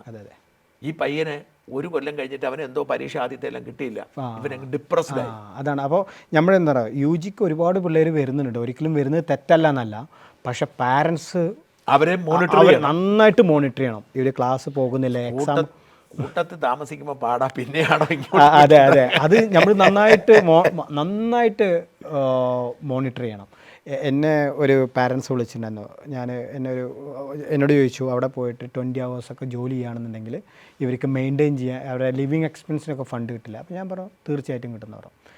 ഒരു 6 മാസം കഴിഞ്ഞപ്പോൾ ആക്ച്വലി അവരുടെ അമ്മ വിളിച്ചിട്ട് പറഞ്ഞു, റിലേഷൻ എന്ന് പറഞ്ഞല്ലോ പാർട്ട് ടൈം ചെയ്തിട്ട് അവർക്ക് ലിവിങ് എക്സ്പെൻസെല്ലാം ഫണ്ടൊക്കെ കിട്ടും. പക്ഷേ എൻ്റെ മോന് ഞാൻ എല്ലാ മാസം 1000 പൗണ്ട് വെച്ച് അയച്ചു കൊടുക്കുന്നുണ്ടാവും. അപ്പോൾ മോൻ താമസിക്കുന്നത് ഇവിടെ സിംഗിൾ ഫ്ലാറ്റ്, പിന്നെ ഫുള്ള് കറക്കം, കാറ്. ഞാൻ പറഞ്ഞു നിങ്ങൾ ആ ഒരു പ്രതീക്ഷിക്കരുത്. അപ്പോൾ അവർ പറഞ്ഞു അതൊന്നും കുഴപ്പമില്ല. അപ്പോൾ ഞാൻ പറഞ്ഞു അറ്റ്ലീസ്റ്റ് നിങ്ങൾ പ്രോപ്പറായിട്ട് അവർ ക്ലാസ് പോകുന്നില്ല ശരി, പക്ഷേ കോഴ്സ് സക്സസ്ഫുള്ളി കംപ്ലീറ്റ് ചെയ്ത് കഴിഞ്ഞാൽ ഇവർക്ക് ജോബ് ഓപ്പർച്യൂണിറ്റി ഹൈ ആണ്. മക്കളെ നമ്മുടെ ഒരു കൺട്രോൾ ഉണ്ട്. അപ്പം ഞാൻ കൺട്രോൾ ചെയ്യും. എൻ്റെ മകനെയൊക്കെ എനിക്ക് സ്റ്റുഡൻറ് വിസ അല്ല, അതുകൊണ്ട് വർക്ക് ചെയ്യാം. അപ്പം ഞാനും ചെയ്തത് എന്താണെന്ന് വെച്ചാൽ അവൻ ജീവിതം പഠിക്കണമല്ലോ. ഞാൻ പറഞ്ഞു നീ 1 വർഷം പോയി വർക്ക് ചെയ്യും, എന്നിട്ട് അടുത്ത വർഷം പഠിക്കും. അപ്പം അവനൊരു ഫാക്ടറി പണിക്ക് വിട്ടു. അത് പ്ലസ് ടു കഴിഞ്ഞിട്ട് ഫാക്ടറി 18 വയസ്സ് കറക്റ്റ് ആയിരുന്നു. ഇപ്പം ഇവിടെ വന്നിട്ട് അവൻ ഫാക്ടറി പണിക്ക് പോവാം. 18 വയസ്സായപ്പോൾ അവൻ ജോലിക്ക് പോകാൻ തുടങ്ങി. പഠിത്തം നിർത്തി 1 കൊല്ലത്തേക്ക് ഗ്യാപ്പ് ഇയർ എടുത്തു. എന്നിട്ട് അവന് 4 ദിവസം നൈറ്റ് 12 മണിക്കൂർ, അത് കഴിഞ്ഞ് 4 ദിവസം ഓഫ്, പിന്നെ 4 ദിവസം ഡേ. അപ്പോൾ എന്ത് പ്രശ്നം എന്ന് വെച്ചാൽ പണത്തിന്റെ വില അറിയാൻ പറ്റുന്നുണ്ട്, വർക്കിന്റെ വില അറിയാൻ പറ്റുന്നുണ്ട്. അതുകൊണ്ട് എന്താ വെച്ചാൽ അവന് 1 കൊല്ലം ഇപ്പോൾ പഠനം ജോലി ഏകദേശം അവന് വട്ടച്ചെലവുള്ള കാശുണ്ട്. ഇനി അവൻ സെപ്റ്റംബറിൽ യൂണിവേഴ്സിറ്റി ചേരുമ്പം അച്ചടക്കമുണ്ടാവും. പക്ഷേ എല്ലാവർക്കും സ്റ്റുഡൻറ് വിസയാണെങ്കിൽ നടക്കത്തില്ല. അപ്പം ഞാൻ പറഞ്ഞ ആ ഒരു ഉത്തരവാദിത്തം പ്രേക്ഷകരോട് എനിക്ക് പറയാനുള്ളത്, ആ ഒരു ഉത്തരവാദിത്തം പിള്ളേർക്ക് ഉണ്ടെങ്കിൽ മാത്രമേ പഠിക്കാൻ ഈ അണ്ടർ ഗ്രാജുവേഷൻ പോയിട്ട് കാര്യമുള്ളൂ. അദ്ദേഹത്തിന് അത് ഇഷ്ടപ്പെടുമെന്ന് എനിക്കത്ര, കാരണം അദ്ദേഹം പരമാവധി പിള്ളേരുമായിട്ട് അതേപോലെ തന്നെ ഇപ്പോൾ യു ജിക്കൊക്കെ വിടുമ്പോൾ ഫീസ് പ്യുവർലി പാരൻസ് പ്ലാൻ ചെയ്യണം. ആ ലോണാണ് ഒരിക്കലും ഇവിടെ പാർട്ട് ടൈം ചെയ്തിട്ട് ഫീസ് അടക്കാൻ ഒരിക്കലും വട്ടച്ചെലവിന് ജീവിക്കാനുള്ള ഉണ്ടാക്കാം. അതും പാടാ പിള്ളേർക്ക്. ഇവര് 17-18 വയസ്സിലെ പിള്ളേർക്ക് അതെ പോസ്റ്റ് ഗ്രാജുവേഷൻ പിള്ളേരെ പോലെ ജോലി ചെയ്ത് അത്രയും കാശ് ഉണ്ടാക്കാൻ പറ്റുന്ന വരത്തില്ല. അതെ. കാരണം അവർക്ക് അതിനുള്ളൊരു ആരോഗ്യവും ബുദ്ധിയില്ല. അത് ശ്രദ്ധിക്കണം. അതുകൊണ്ട് ഗ്രാജുവേഷൻ, അണ്ടർ ഗ്രാജുവേഷൻ പറഞ്ഞാൽ ഗ്രാജുവേഷനാണ് ഇവിടെ അണ്ടർ ഗ്രാജുവേഷൻ. അതേസമയം ഒരു കാര്യം എടുത്തു പറയുന്നു പ്രിയപ്പെട്ട പ്രേക്ഷകരെ, നഴ്സിംഗിന് വിടുമ്പോൾ വളരെ നല്ലതാണ്. കാരണം മറ്റൊന്നും കൊണ്ടുമല്ല, നഴ്സിംഗ് നാട്ടിലാണെങ്കിലും പിള്ളേർ പ്രീ ഡിഗ്രി കഴിഞ്ഞിട്ടാണ് നേരെ നാട്ടിൽ നഴ്സിംഗ് പഠിക്കാൻ പോകുന്നത്. അതുപോലെ തന്നെ ഇവിടെ പഠിക്കാം, ജോലി ഗ്യാരണ്ടിയാണ്.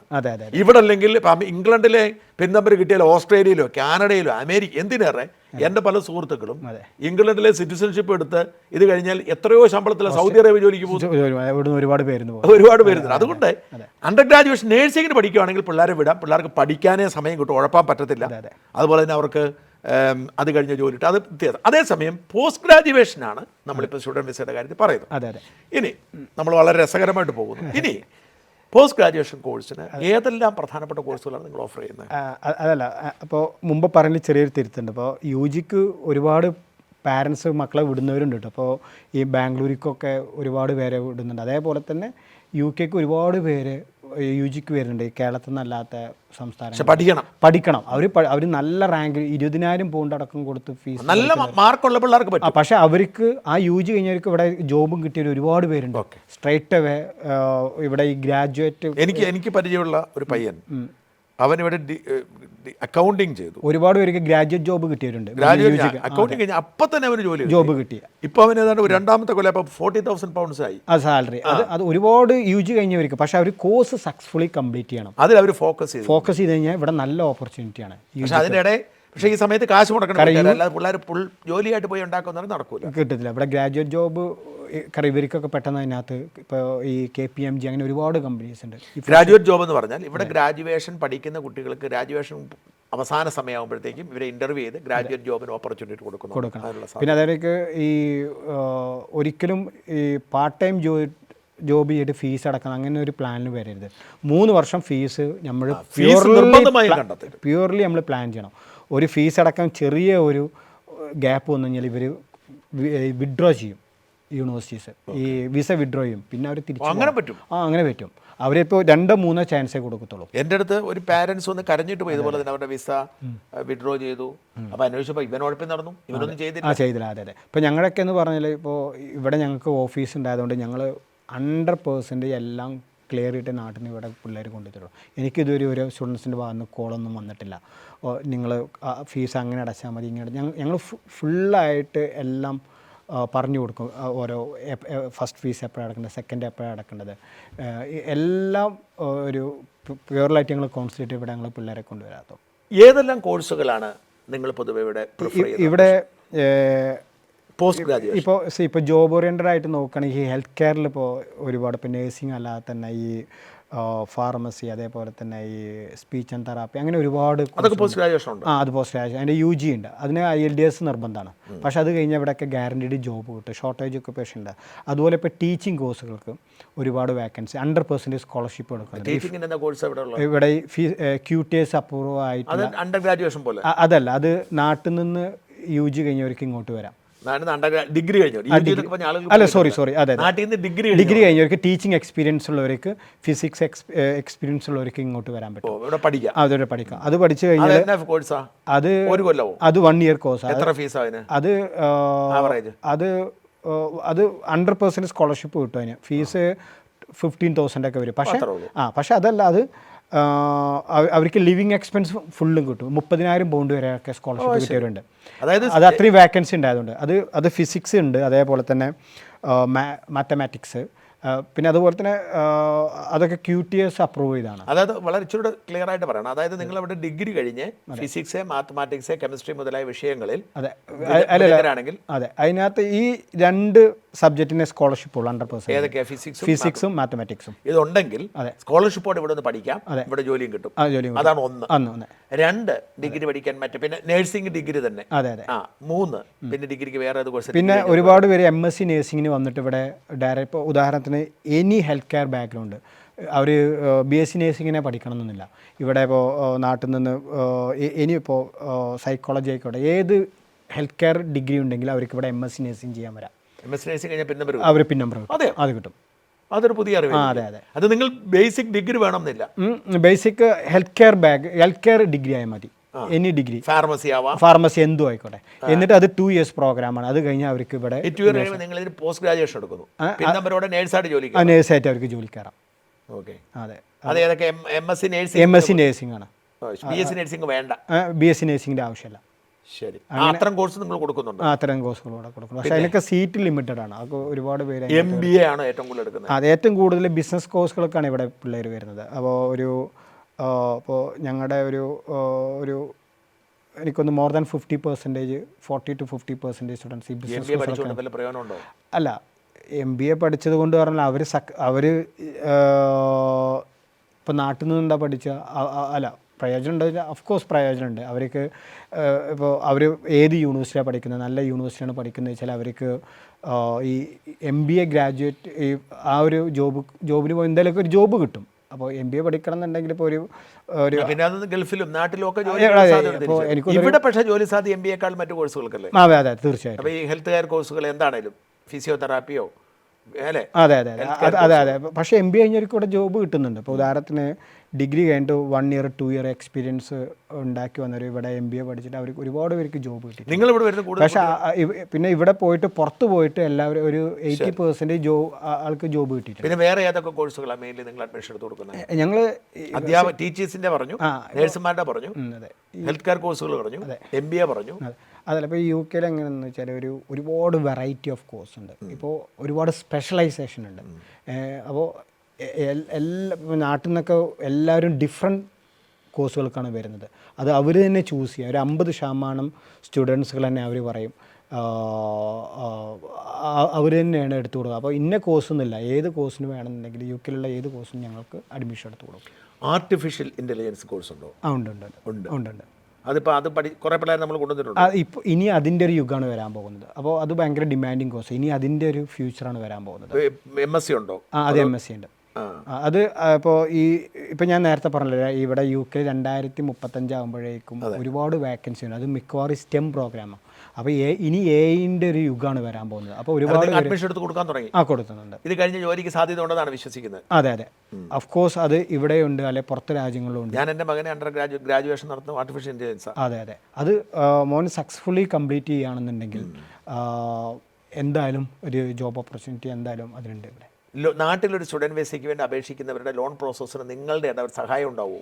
അതെ അതെ ഉണ്ടാവും. ഞങ്ങൾക്ക് അത് ശരിക്കും ഇപ്പോൾ ഞങ്ങളുടെ ഒരു ഹെൽപ്പ് വരുന്നില്ല. എല്ലാവർക്കും ഓട്ടോമാറ്റിക്, അവർ തന്നെ ഓട്ടോമാറ്റിക് ബാങ്കിനെയൊക്കെ നിങ്ങൾക്ക് പ്രത്യേകം ചെയ്യേണ്ട കാര്യം ഇല്ല, അപ്രോച്ച് ചെയ്യണം. പക്ഷേ നിങ്ങൾ ഹെൽപ്പ് ചെയ്യും വേണമെങ്കിൽ? അതെ അതെ ഹെൽപ്പ് ചെയ്യും. ഏത് തരം ബാങ്കിനെ കണക്ട് ചെയ്ത് കൊടുക്കും? അതെ ബാങ്കിനെ കണക്ട് ചെയ്ത്. നിങ്ങളുമായിട്ട് ചില ബാങ്കുകൾക്ക് ധാരണ ഉണ്ടോ? ഉണ്ട് ഉണ്ട് ഉണ്ട്. ഒന്ന് ചുരുക്കി പറഞ്ഞാൽ നമ്മൾ ഇംഗ്ലണ്ടിൽ സ്റ്റുഡൻറ്റ് വിസ ലോൺ എടുത്ത് പഠിക്കാൻ പറ്റുന്നു. അതെ. അപ്പോൾ പഠിക്കുന്ന സമയത്ത് പാർട്ട് ടൈം ജോലി ചെയ്ത് മെയിൻ്റനൻസ് കോസ്റ്റ് ഉണ്ടാക്കുന്നു. പക്ഷേ ഫീസ് മൊത്തം നമ്മൾ നാട്ടിൽ നിന്ന് നടക്കണം. ഇവിടെ ജോലി ചെയ്ത് ഫീസ് അടയ്ക്കാന്ന് കരുതരുത്. അണ്ടർ ഗ്രാജുവേഷൻ ഡിഗ്രിക്ക് വരുന്ന 3 കൊല്ലത്തെ ഫീസ് തയ്യാറാക്കണം. പോസ്റ്റ് ഗ്രാജുവേഷൻ ആണെങ്കിൽ 1 കൊല്ലത്തെ മൊത്തം അടയ്ക്കാനുള്ള ഫീസ് തയ്യാറായിരിക്കണം. ഇതിന് ശേഷം നമുക്ക് ഇതൊക്കെ മെയിൻറ്റെയിൻ ചെയ്ത് പോകാം. ഭാഗ്യമുള്ളവർക്ക് ഇവിടെ വർക്ക് പെർമിറ്റും മറ്റും കിട്ടും. ചിലർക്ക് നാട്ടിൽ പോലും പോകാൻ പറ്റും. അങ്ങനെ അങ്ങോട്ട് മുമ്പോട്ട് പോകുന്നു. എൻ്റെ ചോദ്യം, ഇത് കഴിഞ്ഞ് ഇവിടെ സെറ്റിലായി വർക്ക് പെർമിറ്റ് ആയി കഴിഞ്ഞാൽ എനിക്ക് ജനങ്ങൾ അറിയാൻ പറ്റും ഇവിടെ പിന്നെ ഇവർക്ക് ഇത് മെയിൻറ്റെയിൻ ചെയ്ത് പോകാൻ പറ്റുമല്ലേ? പിന്നെ ഇവിടെ മക്കളുടെ പഠനവും അതൊക്കെ ഇവിടുത്തെ ഫീസിന് കുറവല്ലേ, വ്യത്യാസമല്ലേ? ഇപ്പോൾ ഈ ഇൻ്റർനാഷണൽ സ്റ്റുഡൻസിന് മെയിനായിട്ട് ഈ കൺട്രിക്കുള്ള ബെനിഫിറ്റ് എന്താ വെച്ചാൽ, ഇപ്പോൾ ലാസ്റ്റ് ഇയർ 2022 റിപ്പോർട്ട് അനുസരിച്ച് 40 ബില്യൺ റവന്യൂ ഉണ്ടായിട്ടുണ്ട്. 40 ബില്യൺ റവന്യൂ ഉണ്ട്. പിന്നെ അതുപോലെ തന്നെ യൂണിവേഴ്സിറ്റി ഇപ്പോൾ ലോക്കൽ സ്റ്റുഡൻസ് ഇവിടുത്തെ ബ്രിട്ടീഷ് സ്റ്റുഡൻസുകളുടെ ഫീസ് ഇൻ്റർനാഷണൽ സ്റ്റുഡൻസിൻ്റെ ഫീസിനൊക്കെയും വളരെ കമ്മിയാണ്. അവർ 9,000 pound പെർ ആനം വരുന്നുള്ളൂ. ഈ ഏത് കോഴ്സ് UG ആയിക്കോട്ടെ PG ആയിക്കോട്ടെ മാക്സിമം 9,000 pound വരുന്നുള്ളൂ. അത് ആ ഒരു ഫീസ് ഇവർ മെയിൻറ്റെയിൻ ചെയ്യുന്നത് ഈ ഇൻ്റർനാഷണൽ സ്റ്റുഡൻസുകൾ ഉണ്ടായതുകൊണ്ടാണ്. ഇപ്പോൾ ഇൻ്റർനാഷണൽ സ്റ്റുഡൻസ് എണ്ണം കമ്മിയായി കഴിഞ്ഞാൽ യൂണിവേഴ്സിറ്റികൾക്ക് ഒരിക്കലും സർവൈവ് ചെയ്യാൻ കഴിയില്ല. അവർക്ക് സർവൈവ് ചെയ്യണമെന്നുണ്ടെങ്കിൽ ഈ ഡൊമസ്റ്റിക് ഫീസ് ഇൻക്രീസ് ചെയ്യേണ്ടി വരും. അപ്പോൾ അതുകൊണ്ട് ഇന്റർനാഷണൽ സ്റ്റുഡൻസിന്റെ അവസരങ്ങൾ അങ്ങനെ ഇല്ലാതാവത്തില്ല, ഒരിക്കലും ഉണ്ടാവത്തില്ല. കാരണം അവർക്ക് ഇവിടെ ഈ യൂണിവേഴ്സിറ്റിക്ക് സർവൈവ് ചെയ്യേണ്ടി. പിന്നെ ഇവിടെയുള്ള യൂണിവേഴ്സിറ്റി ഒക്കെ നല്ല ടോപ്പ് റാങ്ക്ഡ് യൂണിവേഴ്സിറ്റീസ് അല്ല. അപ്പോൾ പിള്ളേർക്ക് എന്തായാലും ഇവിടെ ഹൈ റാങ്കിൽ യൂണിവേഴ്സിറ്റി ഒന്ന് പഠിച്ചേ പറ്റത്തുള്ളൂ. വർക്ക് പെർമിറ്റ് കിട്ടിയ ഒരു 5 കൊല്ലം കഴിഞ്ഞാൽ PR കിട്ടും അല്ലേ? PR കിട്ടും. പിന്നെ വർക്ക് പെർമിറ്റ് ആകുമ്പോൾ ഡിപ്പെൻഡൻറ്റിനെ കൊണ്ടുവരാം. ഇനി അതേപോലെ തന്നെ ഇപ്പോൾ നമ്മുടെ നാട്ടിൽ ഒരുപാട് MNC കമ്പനികൾ വരുന്നുണ്ട്. ഇപ്പോൾ ടെസ്ല, ആപ്പിൾ, അങ്ങനെ ഒരുപാട് കമ്പനികൾ വരുന്നുണ്ട്. അപ്പോൾ ഇവരൊക്കെ ഏറ്റവും കൂടുതൽ പ്രിഫർ കൊടുക്കുക ഏറ്റവും നല്ല യൂണിവേഴ്സിറ്റിയിൽ പഠിച്ച സ്റ്റുഡൻസുകളൊക്കെ ഇൻ്റർവ്യൂ ചെയ്യുമ്പോൾ പ്രിഫർ കൊടുക്കുക. അപ്പോൾ അത് ഈ എക്സ്പെഷ്യലി പുറത്തൊക്കെ പോയി പഠിച്ച പിള്ളേർ, നല്ല യൂണിവേഴ്സിറ്റി പഠിച്ചവർക്ക് എപ്പോഴും ഒരു പ്രിഫറൻസ് ഉണ്ടാവും ജോബിന് വേണ്ടിയിട്ട്. അപ്പോൾ അതൊരു ബെനിഫിറ്റാണ്. ഇപ്പോൾ നമ്മുടെ ഇന്ത്യ ഒരുപാട് നന്നായിട്ട് വളർന്നുകൊണ്ടിരിക്കണം. ഒരുപാട് MNC കമ്പനി നമ്മുടെ നാട്ടിലോട്ടൊക്കെ വരുന്നുണ്ട്, പല ഭാഗത്തും ഈ ടയർ 1 സിറ്റികളിലൊക്കെ. അപ്പോൾ അവിടെയൊക്കെ ഈ പുറത്ത് പോയി പഠിച്ചവർക്കാണ് ഏറ്റവും കൂടുതൽ, പുറത്ത് പോയി പഠിച്ചവർക്കിൽ ഏറ്റവും നല്ല യൂണിവേഴ്സിറ്റി പഠിച്ചവർക്കാണ് പ്രയോറിറ്റി കൊടുക്കുക ഇൻ്റർവ്യൂവിനായി. പക്ഷേ നല്ല യൂണിവേഴ്സിറ്റി അഡ്മിഷൻ കിട്ടില്ല, ഓക്സ്ഫോർഡിലോ കേംബ്രിഡ്ജ് ഒന്നും കിട്ടത്തില്ലല്ലോ. അങ്ങനെയല്ല. അപ്പോൾ ഞാൻ നേരത്തെ പറഞ്ഞത് ഇവിടുത്തെ ഒരു 80% യൂണിവേഴ്സിറ്റീസ് ഈ QS വേൾഡ് റാങ്കിൽ 1000 ലിസ്റ്റിനകത്ത് വരുന്നുണ്ട്. അപ്പോൾ എല്ലാവരും ഓക്സ്ഫോർഡ് പോയി പഠിക്കണം എന്നല്ല. അപ്പോൾ നാട്ടിൽ IITയിൽ IIM കിട്ടിയവർ ഞാൻ ഒരിക്കലും ഇവിടെ വന്ന് പഠിക്കണം എന്ന് പറയുന്നില്ല. അതേപോലെ കഴിവുള്ള ഒരുപാട് പേര് പുറത്തുണ്ടാവും. അപ്പോൾ അവർക്ക് അതിനേക്കാളും സ്റ്റാൻഡേർഡിലെ യൂണിവേഴ്സിറ്റി ഇവിടെ വന്ന് പഠിക്കാൻ അവസരമുണ്ട്. അപ്പോൾ അവർക്ക് തിരിച്ചു പോയി കഴിഞ്ഞാൽ അവർ അതേ IIMലും ഈ IITയിലൊക്കെ കിട്ടുന്ന അതേ ഒരു ജോബിന് ഇവർക്കും അപ്ലൈ ചെയ്യാൻ കഴിയും. ഈ സെപ്റ്റംബറിലെ ഡിപ്പെൻഡൻറ്റ് വിസക്കാർക്ക് ജോലി ചെയ്യാൻ കഴിയാത്ത നിയമം ഉണ്ടായതിനു ശേഷം സ്റ്റുഡൻസ് വരവിലെ എണ്ണം കുറഞ്ഞിട്ടുണ്ടോ? ഉണ്ട്, വലുതായിട്ട് കുറഞ്ഞിട്ടുണ്ട്, നന്നായിട്ട് കമ്മി ആയിട്ടുണ്ട്. കുഴപ്പത്തിൽ നിങ്ങൾ അതിനെ പതിയെ റിക്കവർ ചെയ്ത് വരുമെന്ന് കരുതുന്നു. ജെനുവിൻ സ്റ്റുഡൻസ് ആയിരിക്കും പക്ഷേ വരുന്നത്. അതെ, വിസ കിട്ടുന്ന കുറച്ചുകൂടെ എളുപ്പമാവും. അല്ലേ, ജെനുവിൻ സ്റ്റുഡൻസ് മറ്റേ ഒരു തള്ളിക്കയറ്റം ഉണ്ടായതുകൊണ്ട്. ഇല്ല. ഇവിടെ വന്ന് ജോലി കിട്ടാതെയും പട്ടിണി കിടക്കുന്ന കുറേ പിള്ളേരുടെ കഥ, ആത്മഹത്യ ചെയ്യുന്ന കഥയൊക്കെ കേൾക്കുന്നുണ്ടല്ലോ. അത് ഇപ്പം എന്താണെന്ന് പറയാം, നമ്മൾ ഇവിടെ ഏത് കൺട്രിക്ക് പോകുമ്പോഴും നമ്മൾ ഫീസ് എല്ലാം പ്ലാൻ ചെയ്യണം. പിന്നെ അതേപോലെ തന്നെ ചിലവർ ഇപ്പോൾ ഈ നമ്മുടെ നാട്ടിൽ നിന്ന് ചില ഭാഗത്തു നിന്ന് റിസ്കി ഏരിയയാണ്. അവർ ചില സംസ്ഥാനങ്ങളിൽ അവർ അത്ര എൻ്റർടൈൻ ചെയ്തിട്ടില്ല. അത് എന്തുകൊണ്ടാണെന്നറിയോ? അവരുടെ ഇൻറ്റൻഷൻ ഈ രാജ്യത്തോട്ട് എത്തിയിട്ട് ഈ മറ്റേ അസേലത്തിന് അപ്ലൈ ചെയ്യും. അങ്ങനെ ഇവർ എൻറോൾ ചെയ്തിട്ടില്ല. അപ്പോൾ അതുകൊണ്ട് ഇവർ അങ്ങനത്തെ പിള്ളേരെ അയക്കുന്ന ഒരുപാട് ഏജൻസികളുണ്ട്. അപ്പോൾ അവരൊക്കെയാണ് ഇപ്പോൾ ഇവർ ടാർഗറ്റ് ചെയ്യുന്നത്. അപ്പോൾ അങ്ങനത്തെ പിള്ളേരാണ് ഇപ്പോൾ നിങ്ങൾ നേരത്തെ പറഞ്ഞ പോലെ അവർ മിസ്ഗൈഡ് ചെയ്യുകയാണ് ഏജൻസികളെല്ലാം. അപ്പോൾ അങ്ങനത്തെ അപ്പോൾ നിങ്ങൾ മുമ്പ് പറഞ്ഞല്ലോ, അതും ഇതൊക്കെ കണക്റ്റഡ് ആണ്. അപ്പോൾ പ്രിയപ്പെട്ട പ്രേക്ഷകരെ, ഈ ചർച്ച വളരെ ആരോഗ്യകരമായിരുന്നെന്നാണ് ഞാൻ കരുതുന്നത്. ഇത് കൺക്ലൂഡ് ചെയ്യേണ്ട 2-3 കാര്യങ്ങൾ. നമ്മൾ കഴിഞ്ഞ കുറേ കാലം നമ്മൾ ഇങ്ങോട്ട് ഈ വലിയ തോതിൽ പ്രവാഹമുണ്ടായത് പഠിക്കാൻ വേണ്ടിയായിരുന്നില്ല, പഠനത്തിൻ്റെ പേരിൽ പണി കിട്ടുമെന്ന് കരുതിയായിരുന്നു, ജോലി കിട്ടുമെന്ന് കരുതിയായിരുന്നു. അത് ഒട്ടും പോസിറ്റീവല്ല. നിങ്ങളുടെ മക്കളെ പഠിക്കാൻ ഇവിടെ വിടുന്നുണ്ടെങ്കിൽ നല്ലതാണ്. പക്ഷേ പഠനത്തിൻ്റെ പേരിൽ ഇവിടെ വന്ന് ഇവിടെ ജോലി കിട്ടും, അവിടെ സുഖമാവും എന്ന് കരുതി വരുന്നെങ്കിൽ അപകടകരമാണ്. പ്രത്യേകിച്ച് ഡിപ്പെൻഡൻറ്റ് വിസക്കാർക്ക് വിസ കിട്ടാത്ത സാഹചര്യത്തിൽ. പഠിക്കാൻ താല്പര്യമുള്ളവർക്ക് പഠിച്ച് കഴിഞ്ഞാൽ പഠിക്കുന്ന സമയത്ത് ജീവിക്കാനുള്ള കാശുണ്ടാക്കാം, ഫീസ് കൊടുക്കണം, അതിനുശേഷവും ജോലിയൊക്കെ കിട്ടും മുമ്പോട്ട്. ഇനി അല്ലെങ്കിൽ പോലും നാട്ടിൽ തിരിച്ചു വന്ന് അവർക്ക് നല്ല ജോലി, അല്ലെങ്കിൽ വിദേശ രാജ്യങ്ങളിൽ ഗൾഫിലൊക്കെ നല്ല ജോലി കിട്ടാം. പ്രത്യേകിച്ച് ഇന്ത്യയിൽ ഒരുപാട് വലിയ കമ്പനികൾ വരുമ്പോൾ അവർക്ക് നല്ല ജോലി കിട്ടാം. പഠിക്കാൻ താല്പര്യമുള്ളവർക്ക് കുഴപ്പമില്ല, ബാങ്ക് ലോണോട് കിട്ടുന്നുണ്ടെങ്കിൽ കുഴപ്പമില്ല. പക്ഷെ പഠിക്കാൻ താല്പര്യമില്ലാത്തവർക്ക് ഒട്ടും ഗുണകരമല്ല എന്നുള്ളതിന് ചുരുക്കി പറഞ്ഞ്. അതുപോലെ തന്നെ ഭാഗ്യമുള്ളവർക്ക് ഇവിടെ ജോലി കിട്ടും. ബിസിനസ് തുടങ്ങിയപ്പോൾ റെഗുലേഷൻ തന്നെ ഉദാഹരണമാണ്. ഒരു സ്റ്റുഡൻറ്റ് വിസ വന്നതാണ്, അതൊരു ഡിപ്ലോമ കോഴ്സിനാണ് വന്നത്, അത് കഴിഞ്ഞാണ് MBA എടുത്തത്. റെഗുലേഷൻ ഇപ്പം നാട്ടിൽ എത്ര പേരാണ് ജോലിക്കാരുള്ളത്? 150 ജോലിക്കാർ നാട്ടിലുണ്ട്. റെഗുലേഷന് UK-യിലുണ്ട് ജോലിക്കാർ.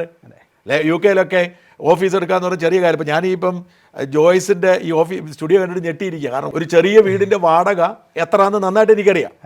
ആ സാഹചര്യത്തിൽ ഇത്രയും സംവിധാനം ഉണ്ടാവണമെങ്കിൽ ഇവിടെ സ്റ്റുഡൻറ്റ് വിസ വന്നിട്ട് തന്നെയാണ്. അതെ, പിന്നെ റിട്ടേൺ ഓഫ് ഇൻവെസ്റ്റ്മെൻറ്റ് ഹൈ ആണ്. ഇവർക്ക് 3 ഇയർ സ്റ്റേ ബാക്കിൽ എത്രയാണോ ഇൻവെസ്റ്റ് ചെയ്യുക അതിൻ്റെ ഒരു 50%, 60%, 2 ഇയേഴ്സ് അവർക്ക് തിരിച്ചെടുക്കാൻ കഴിയും. ഇപ്പോൾ മറ്റുള്ള ബാംഗ്ലൂരിലൊക്കെ പോയി പഠിക്കുകയാണെങ്കിൽ അത് നമുക്ക് വർഷങ്ങൾ പിടിക്കും. നമ്മൾ വ്യാജ ഡോക്യുമെൻറ്റുകൾ എടുത്ത് എങ്ങനെയെങ്കിലും ഇവിടെ വന്നിട്ട് വ്യാജ സ്റ്റുഡൻ്റായി പൈസ ഉണ്ടാക്കാമെന്ന് കരുതുന്നവർക്ക് നല്ല സമയമല്ല. പിന്നെ നല്ല ടോപ്പ് റാങ്കിൽ യൂണിവേഴ്സിറ്റിയിൽ പഠിക്കാൻ ഒരു അവസരം പഠിക്കാം. അതെ, നല്ല വേൾഡ് റാങ്ക്. റെഗുലേഷൻ എല്ലാവിധ ആശംസകളും. Thank you. റെഗുലേഷൻ ബിസിനസ്സിൽ വളരട്ടെ, കൂടുതൽ വിദ്യാർത്ഥികൾ രക്ഷപ്പെടട്ടെ, എല്ലാവരും റെഗുലേഷൻ നന്ദി പറയട്ടെ എന്നാണ് എൻ്റെ ആശംസ. എല്ലാവിധ ആശംസ. Thank you. ഈ ഒരു ഓപ്പർച്യൂണിറ്റി നന്ദി.